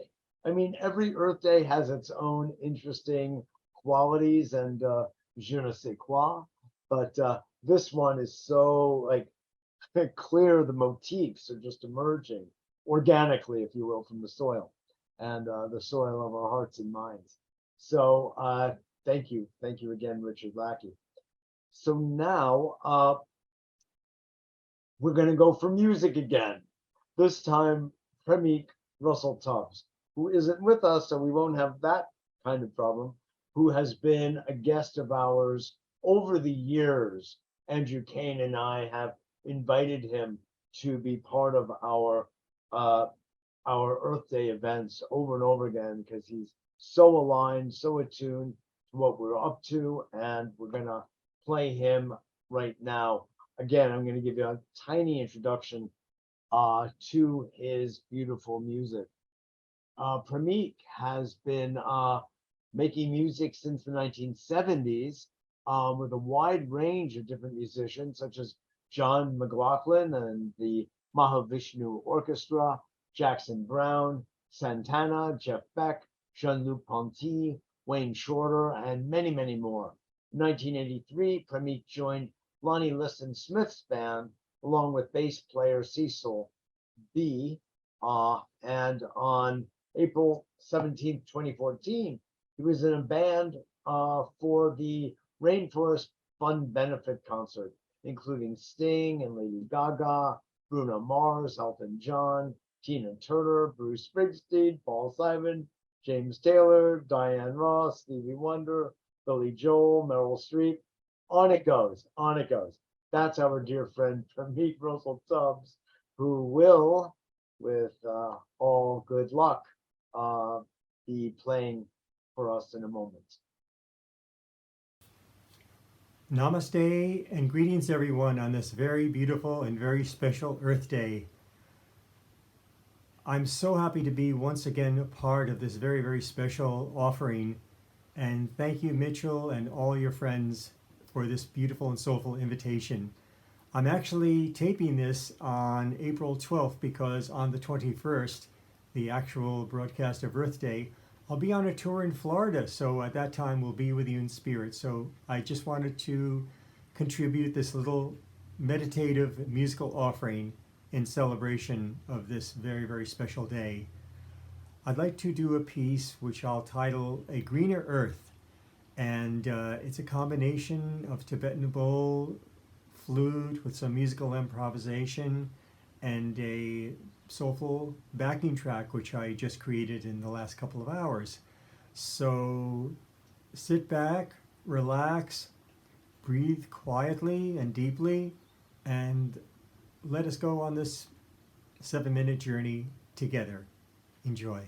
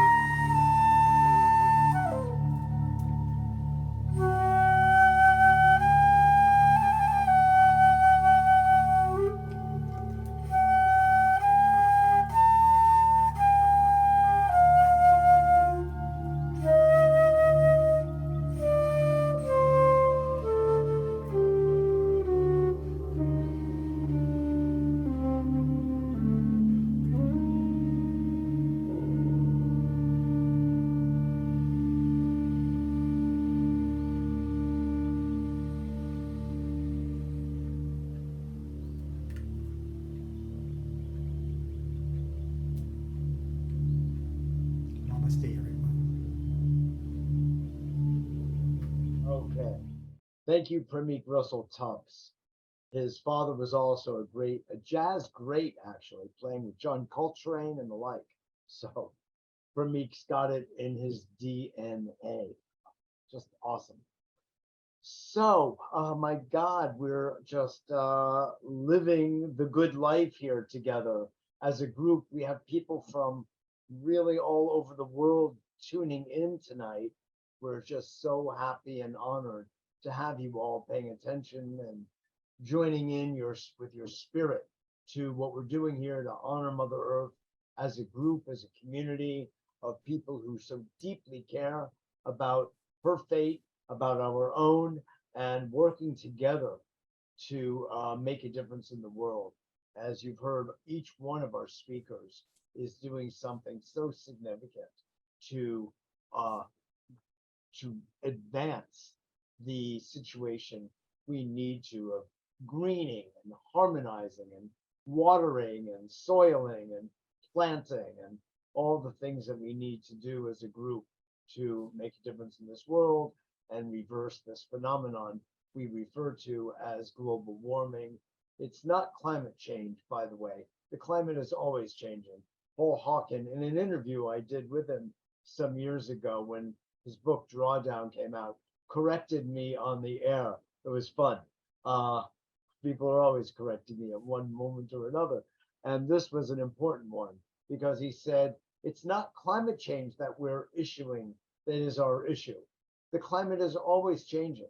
What we're doing is dealing with the man-made problems stemming originally from really pollution and not taking proper care of our planet.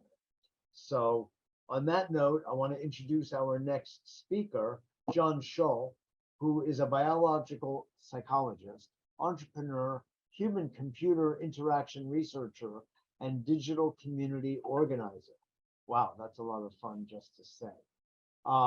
John is the founder of eNable, an online philanthropic community that makes free open source 3D prosthetic limbs. Concerned about the climate crisis, that indeed it is, and impressed by the recent recognition that restoration of degraded habitats could literally cool the planet by 1 degree centigrade within 10 years. Schull is now attempting to apply the distributed duocracy processes pioneered by eNable to the problem of global warming. During the summer of 2021, he founded the Eco Restoration Alliance to build a collaboration of scientists and regenerative activists to bring earth restoring practices front and center in the climate and biodiversity conversations and to apply for funding supplied by the X Prize. So John Schull, welcome so much to our Earth Day celebration and so glad that you are part of it. Tell us a little bit about your story. Thank you so much. I'm glad to be a part of this also. My story is, as you said, I have had some success creating a global distributed community of volunteers who are addressing needs that, frankly, established enterprises like our governments, businesses, NGOs have failed to address. A global network of volunteers, in the case of eNable at least, is able to reach at least some people who fall through the cracks of all of those systems that make civilization great, except when they don't. And it's the underserved and the neglected who end up becoming the big crises and the big problems where established enterprises fail. Unfortunately, I think the whole planet is in that situation right now. Governments, businesses, NGOs have failed to address this planetary crisis, only one symptom of which is climate change. And it's in part, I think, because we're not playing with a full deck.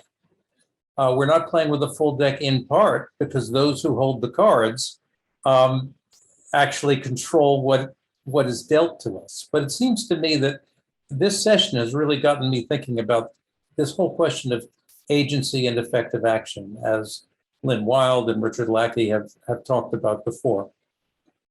It seems to me that effective action hinges on really the convergence of three different elements, and they all have to be active at the same time. We need, if we're going to fix things, we need to have a sense of agency. We're going to need to have a sense of community or communion. And I think that's been very well addressed by you and your speakers tonight, because this sense of kinship with each other and kinship with life on Earth.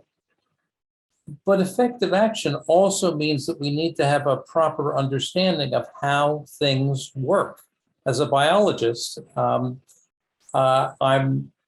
sensitive to some of these questions of physiological mechanism. You mentioned, and I just want to call everyone's attention to this interesting relationship between the microbiome, the 80% of our body, which is not of our own DNA, but is all of these mitochondria and bacteria with which we are symbiotic systems, and the soil microbiome. Both of these are in trouble right now, right? Many of the illnesses of modern humanity have to do with depletion of our microbiome. And the problems of the planet have to do with depletion of the soil microbiome. And it's not just a metaphor, it's not just analogy. This is the same microbiome. This is the same millions or billions of organisms that we have in our gut and in our cells by virtue of the fact that they come to us over the course of our own development since birth from the soil and the bacteria and the microorganisms that make up the planet. If the planet is healthy, the planet is not healthy. We have been literally depleting the plants and the animals on the planet, drying out, dehydrating, and atomizing the soil so that there's as much carbon dioxide in the atmosphere from degradation of the planet as there is from the burning of fossil fuels. But that also means that the soil and the living things are just not there to keep us and the planet going. So I want to talk a little bit about the emerging scientific understanding, which is the intuition that the Eco Restoration Alliance has rallied around. Because if we don't have the proper understanding, I'm afraid that we may go from perception of crisis, and more people are seeing it and feeling it in their own backyards and in their own experience of these climatic changes that we're dealing with. They may be inspired. They may have a sense of agency. But if they focus on the dominant narrative, the one, frankly, that is mainstream science because it's in the service of the larger economy, which is based on, frankly, a misunderstanding of the way the world actually works, we're going to go from a sense of inspiration and agency to a sense of despair and disappointment. And we're going to be dealing with the same calamity that would happen if we just threw up our hands right away. We're going to need to have a sense of agency, a sense of community, and a proper understanding of how these things fit together. And the proper understanding of how these things fit together, I have come to understand, has to do with a phrase that we've already talked about a little bit, this living Earth perspective. The fundamental insight here is that healthy ecosystems create conditions conducive to life. We have depleted, we've reduced the healthy ecosystems on the planet. So if you look at that globe as your backdrop, Mitch, we can see it's a blue planet. We've got those clouds. But if you were to shift to the side a little bit, people will see that there are these great big brown patches that we've come to take for granted. Right near the equator, it's bare ground. Bare ground gets hot. Bare ground dries out, all the life that's in it goes up into the atmosphere, and that just exacerbates the greenhouse effect. But this is the important point. Talking about drawdown, talking about carbon dioxide takes us away from the fundamental insight that life creates the weather. Life creates the conditions conducive to life. Life, in particular plants, cool the planet. Plants, vegetation, covered ground rather than bare ground. This is the planet's air conditioning system. And it's currently broken. The air conditioning system works like the air conditioners we're used to. Who knew? But vast amounts of water floods through the vascular system of plants, and it's released as water vapor. That water vapor is packed with energy. The plants have taken that energy from the sun. They've used it to hoist, think about it, thousands of gallons of water, hundreds of feet into the air, and then vaporize it into energy-rich vapor, which goes up and takes all of that energy away, which would otherwise be heating the surface. That's how air conditioners work, right? The coolant captures energy and moves it away, and then when the coolant condenses, which is where we get our clouds, that heat is released at high altitudes, not down on the ground where we're sweating and drying out, but up in the high atmosphere where we have clouds, which provide shade and rain, and the heat that's released, much of it goes out into space. If that heat was carried up there by way of plants. So it turns out the plants are moving vast amounts of heat, thousands of kilotons of Hiroshima-sized bombs every minute into the upper atmosphere where it goes out into space. That's the net planetary energy budget. This, by the way, is not well modeled in the climate models that guide most of the United Nations and global policies. But it's actually been apparent to indigenous people for a long time, and it's apparent to an emerging body of science that healthy ecosystems cool the planet, create atmospheric rivers that connect, for example, the Amazon rainforest to the Sahara Desert and to Mongolia. And all of these systems are driven by air currents and water flows in the atmosphere, which are larger than the rivers that we know about. Even the Amazon River, as vast as it is, there's more water flowing up above the Amazon River than there is in the Amazon River. And that water goes across continents, and some of it, while that river is intact, cools the Pacific Northwest of North America. That whole system, which has evolved over millions of years, is based on healthy ecosystems covering a majority of the planet. Except that in the last 100, 200, 300, 400 years, even before we began burning fossil fuels, humanity has denuded the planet and broken that whole system. Now, what comes from this is that focusing on carbon dioxide is focusing on a piece of the fever. It's not focusing on the real disease. And by the way, it doesn't give us something that we can work with quickly. What Lynne Wild talked about doing, what Richard Lackey talked about doing, preserving and restoring the Amazon, preserving and restoring the soils, that has effects that kick in within a matter of months or years. I have to tell you that if we were to stop carbon dioxide emissions today, it will be centuries before the planet begins to cool. If you can restore a healthy ecosystem, it will get cool virtually immediately in a matter of one season to years.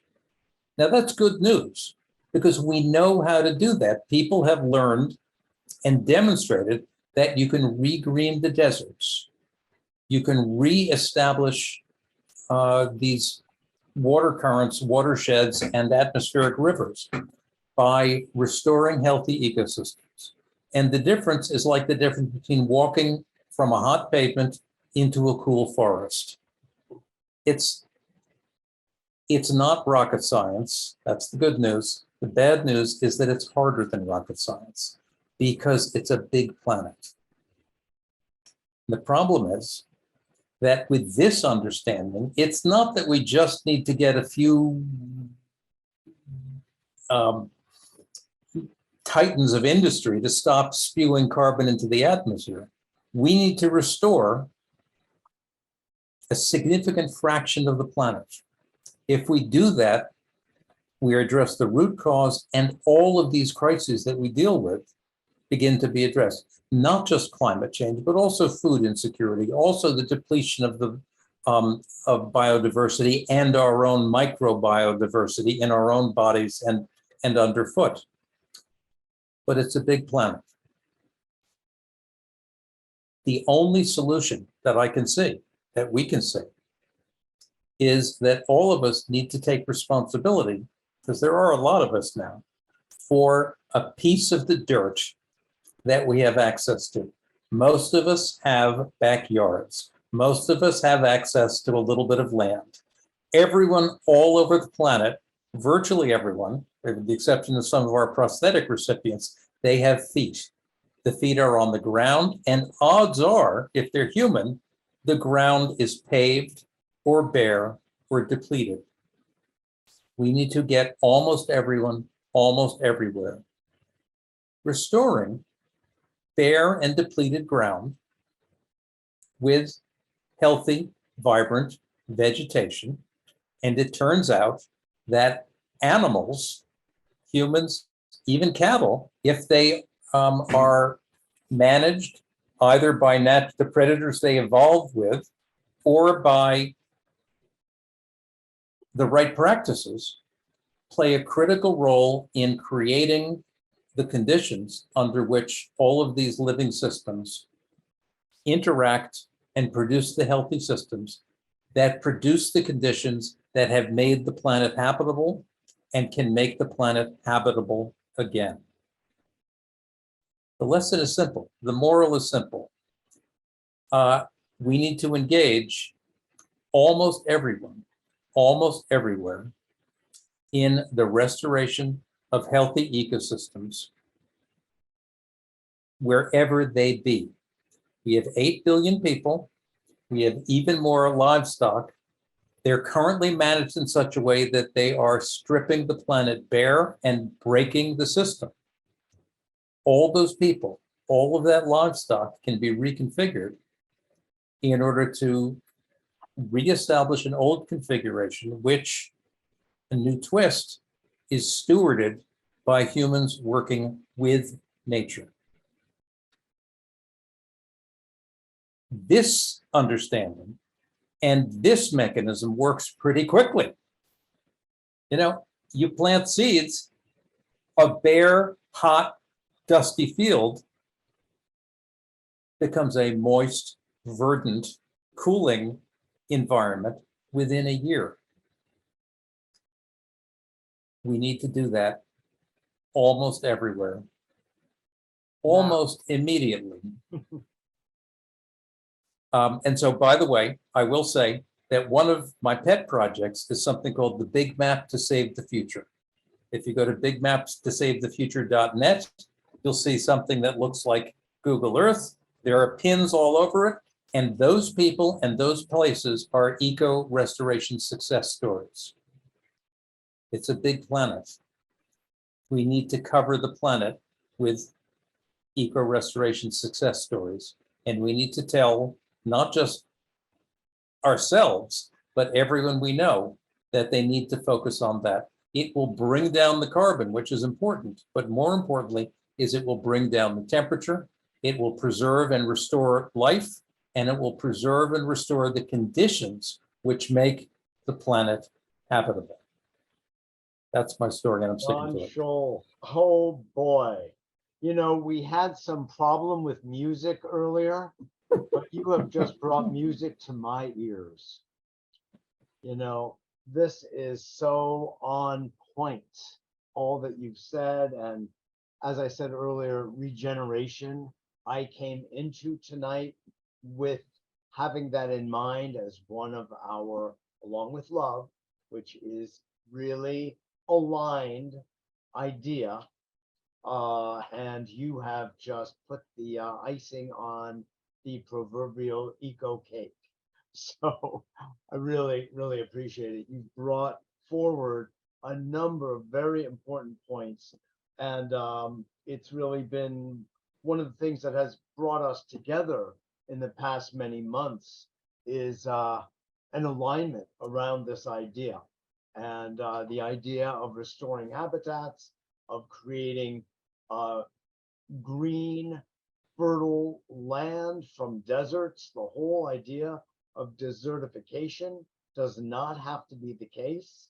I love the way you highlight everyone's role, that so many people have backyards.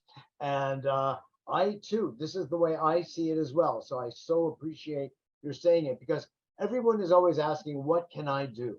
And now we can say, get a backyard. And if you don't have a backyard, you have a windowsill. Create green. That green creates photosynthesis. That photosynthesis creates vapor. That's water in the gaseous form. That cycles, the hydrologic cycle. And I just feel that this really is the answer. It's so funny. I'll just share one fun little idea that came through the satirical magazine called The Onion, which some of you may or may not know. And many years ago, during the Bush-Cheney years, difficult for many of us, and global warming was starting to become something of popular interest, even though there was tremendous denial and all of that stuff. They did an article that I laugh about it to this day. And it says, President Bush has an answer to the global warming question, and that's a national air conditioner. Huge air conditioner covering the planet. We won't have a global warming problem. But you know, we have an international air conditioner. We do. And that's what you were saying.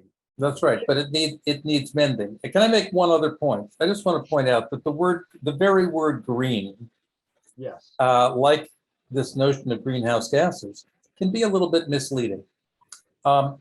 These days, people say we need a green economy. They're not talking about what I'm talking about. They're talking about an energy transition, which is probably an economic and technical necessity, but doesn't actually address this critical issue. The core issue.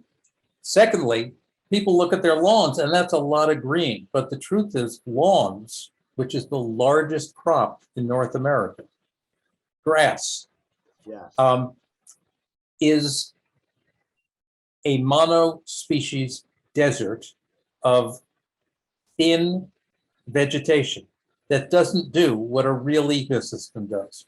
What we need to do all over the planet is to figure out what are the native species that evolved in this environment. yes, Not just because it's nice and traditional, but because co-evolved species in an environment are 10 to 100 times more effective because they have evolved to support each other. You get that much more water transport. You get roots that go not this deep, but tens of feet into the ground. That means the soil soaks up all of the water, which addresses drought and water scarcity. All of those things are products of healthy ecosystems of co-adapted interacting species. So the trick is we need to take those lawns or those deserts or those tilled fields and find ways to grow food, sure, yes, but also to grow vegetation by bringing together co-adaptive species that will simultaneously generate nurturants, not just for humans, but for the rest of the planet. beautiful. John Schull, thank you for your contribution. Very, very important. And I feel like I was just in a college biology class and I needed that. So thank you. We're going to move on now. We have just a little bit more, actually. We're running a little behind, but I tell you, it's been worth every single minute to me. And I hope the same for you. We're going to, instead of a musical interlude right now, one of our co-sponsors, Andrew Kaen, is also a poet. And every year he graces us with a poem that is related to our larger field of eco-awareness and deep caring.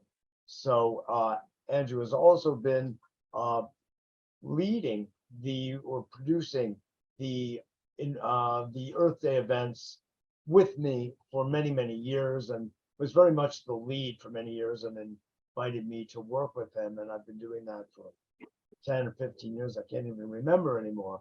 And so it's really with a pleasure to introduce Andrew Kaen. Thank you, Mitchell. I'm going to open with a vibrational sound healing chant that'll lead into the poem that I'm going to be sharing called The Calling Harkens. Aye, ayo. Aneke, ayo. Ale koko kanea. Aneaseato, we are one.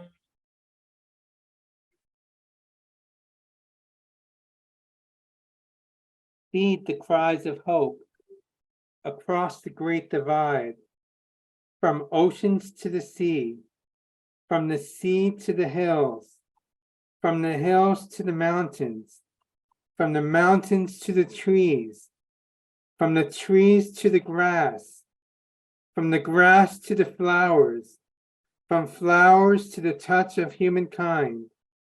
Lead the cries of hope towards the way home. We ask, we plead, we seek to see. The knowledge is golden. The time has come. The moment has arrived towards the way home. We ask, we plead, we seek to see. Over the hills and through the lands abroad, across the great divide, to the outer planes of our galaxy, the knowledge is golden. The time has come. The moment has arrived for us to awaken to the one truth that shall set us free, in connection to the universal shift of the triumphant beat of the planet. The time has come. The moment has arrived for us to awaken. Grasp your hands across the land, across the oceans, across the great divide. It is time to unite together, for the master plan is to uncover what lies beneath and within each of our core being. Our spirits call upon us to respond to our paths and share our calling with others, to unite in full force, together as one, together at last. Those who are ready to join the revolutionary rebellion to finally reclaim what is inherently our divine creation to the paths that join as one. Let us come together now and feed the cries of hope, to replenish the hope with the dawn of a new awakening for all to encounter, and let us put wonder to it all and wake up to our dreams. To finally reclaim what is inherently ours. Our divine missions are upon us. Our spirits call upon us to respond to our paths and share our calling with others, to unite in full force, together as one, together at last. Our heartbeats beat as one. As the heart of the planet beats in harmony, each of our spirits connected together, our heartbeats beat as one.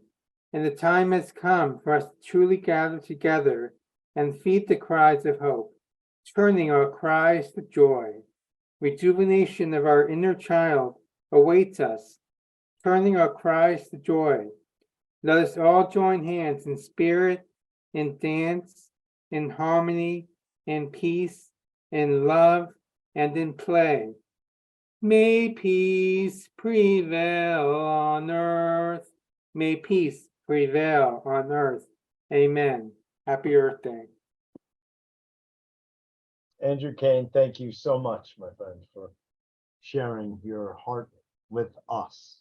So appreciate it. Well, we maybe I began it and maybe I'll be ending it. And I just want to say that I do want to share a few thoughts, largely kind of reviewing so much of what we covered here today and the salient points that emerged over and again, having to do with first honoring our beautiful Mother Earth. And the honoring comes from our hearts. And it's, I think, very important that we embody the teachings of all indigenous cultures everywhere, that's our true biggest brain. It's in our hearts. Yes, we've got this reptilian brain, which gets us out of trouble. And by the way, also gets us into a lot of trouble. We've got the prefrontal cortex, which is gorgeous. It helps us make executive decisions. It allows us to reflect, to contemplate. We need these different brain functions.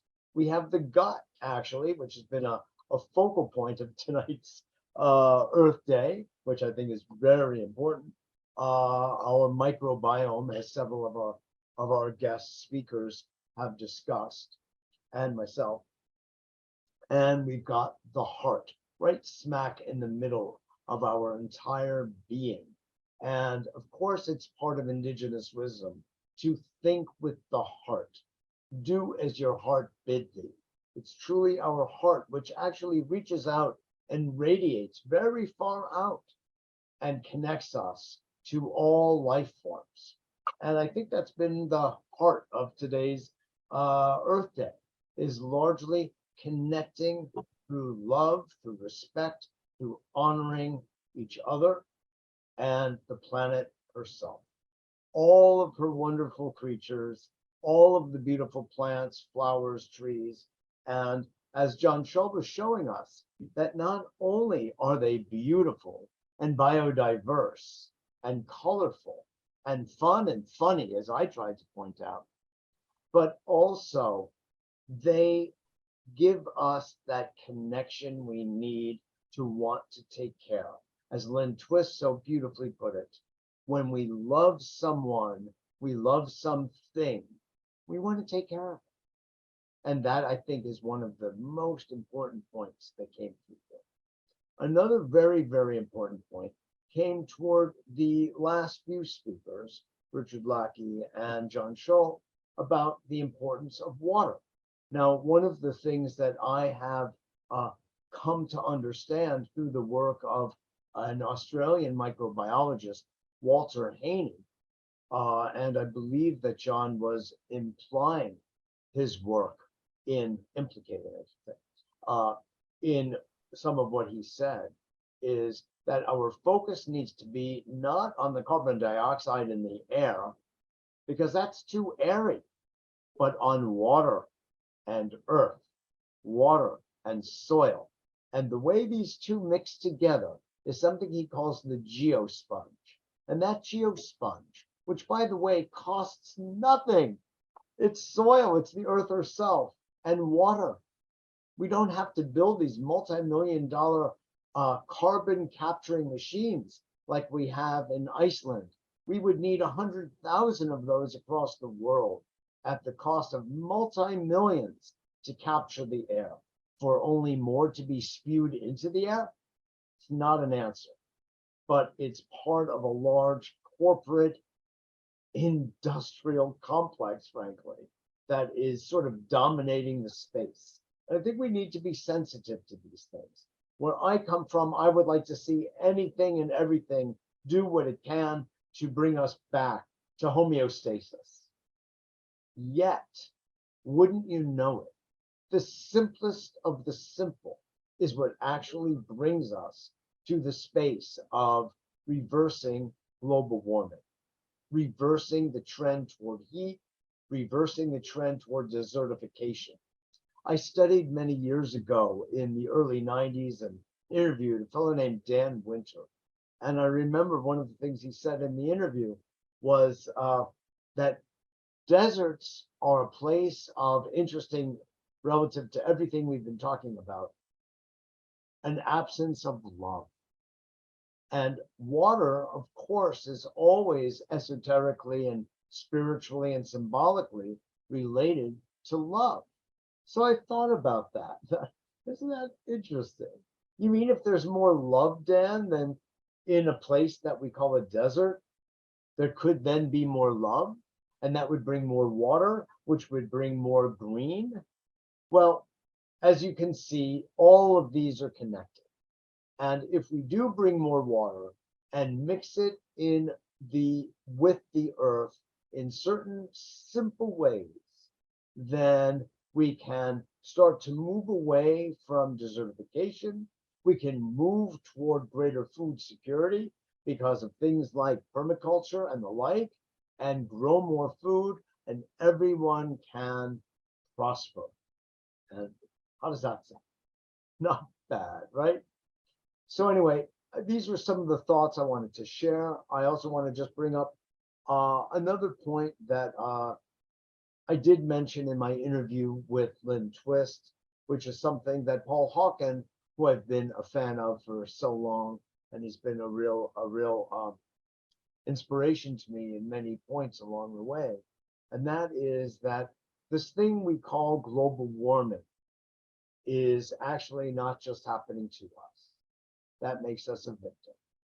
It's perhaps happening for us to make us more conscious, more awake, more alive, and take greater responsibility and be more accountable for the way we live our lives personally and transpersonally, if you will.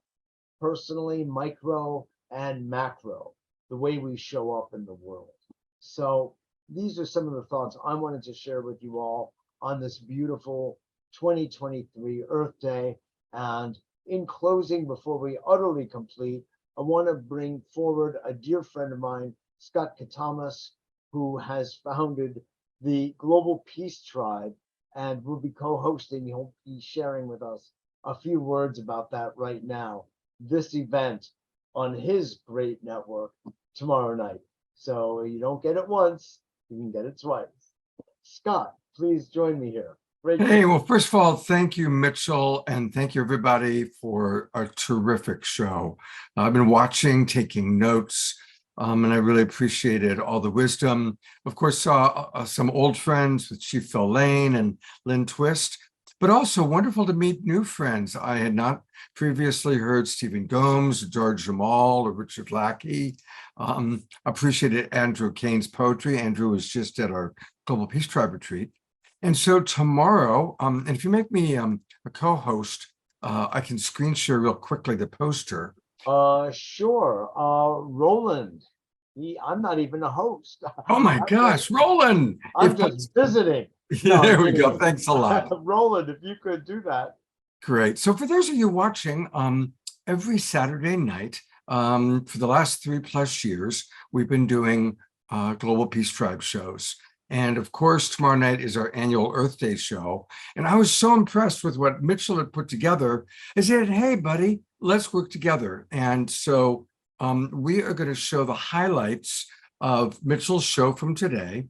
And then we will, as always, have live music. Destiny Love and Omashar will be playing live music. But I do want to play beloved Kristin Hoffman's Polo Movement video, because that video was powerful. So this is tomorrow night at 6 o'clock Pacific time, 9 o'clock Eastern. You can watch live on Facebook, or you can register and join the Global Peace Tribe just by going to globalpeacetribe.com. Again, that's globalpeacetribe.com. And Mitchell will be with me live, and he'll be my co-host. We always have amazing co-hosts on my show. And so Mitchell and I will watch the segment, we'll talk about it, we'll listen to some music, and it's gonna be a really wonderful show. So if you've seen this one and you want to see more, join us tomorrow.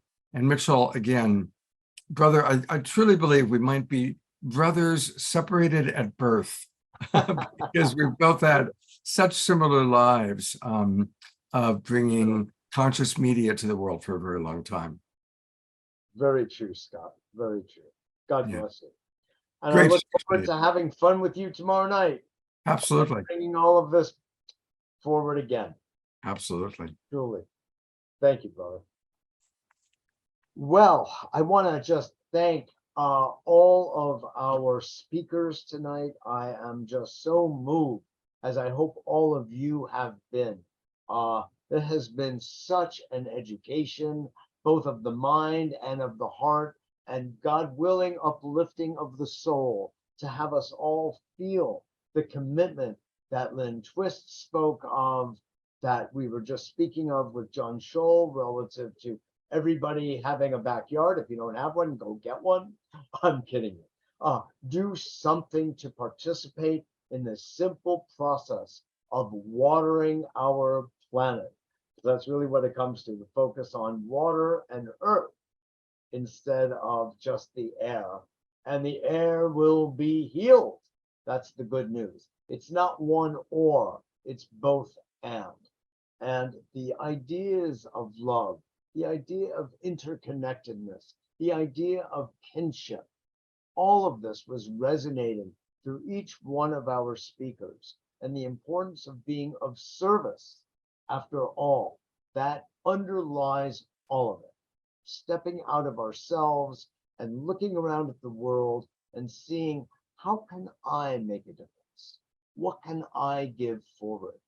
Look, let's be honest. We've all been so blessed, even though our country, because of various self-interests, you could say, is dwindling in so many ways. It's true.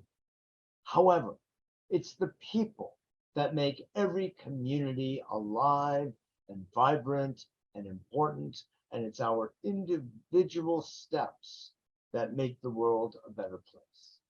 So I also want to thank not only all of our speakers, I'm just so moved by all of them, from Chief Phil Lane forward, Dahr Jamail, Duane Elgin, John Schull, Richard Lackey, Lynne Twist, Andrew Kaen as the poet, musicians.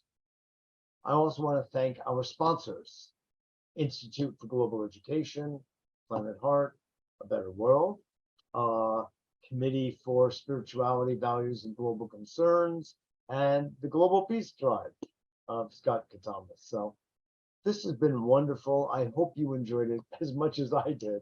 And I know I say that every year, but it's true. I am delighted and honored and grateful for all of our speakers and the love and the wisdom that pours through everyone, that everyone is making a difference on this planet. If we all do what our speakers are doing and musicians, I tell you, global warming will be reversed in 10 years, the way microbiologist Walter Haney says, the way Paul Hawkins says, and the solutions are mounting. We are the superpower, and we want to remember that it's within our ability to make this happen. So with that, Mitchell Rabin for A Better World and for Earth Day 2023, thanks so much for joining us, and I look forward to seeing you, if not before, next year.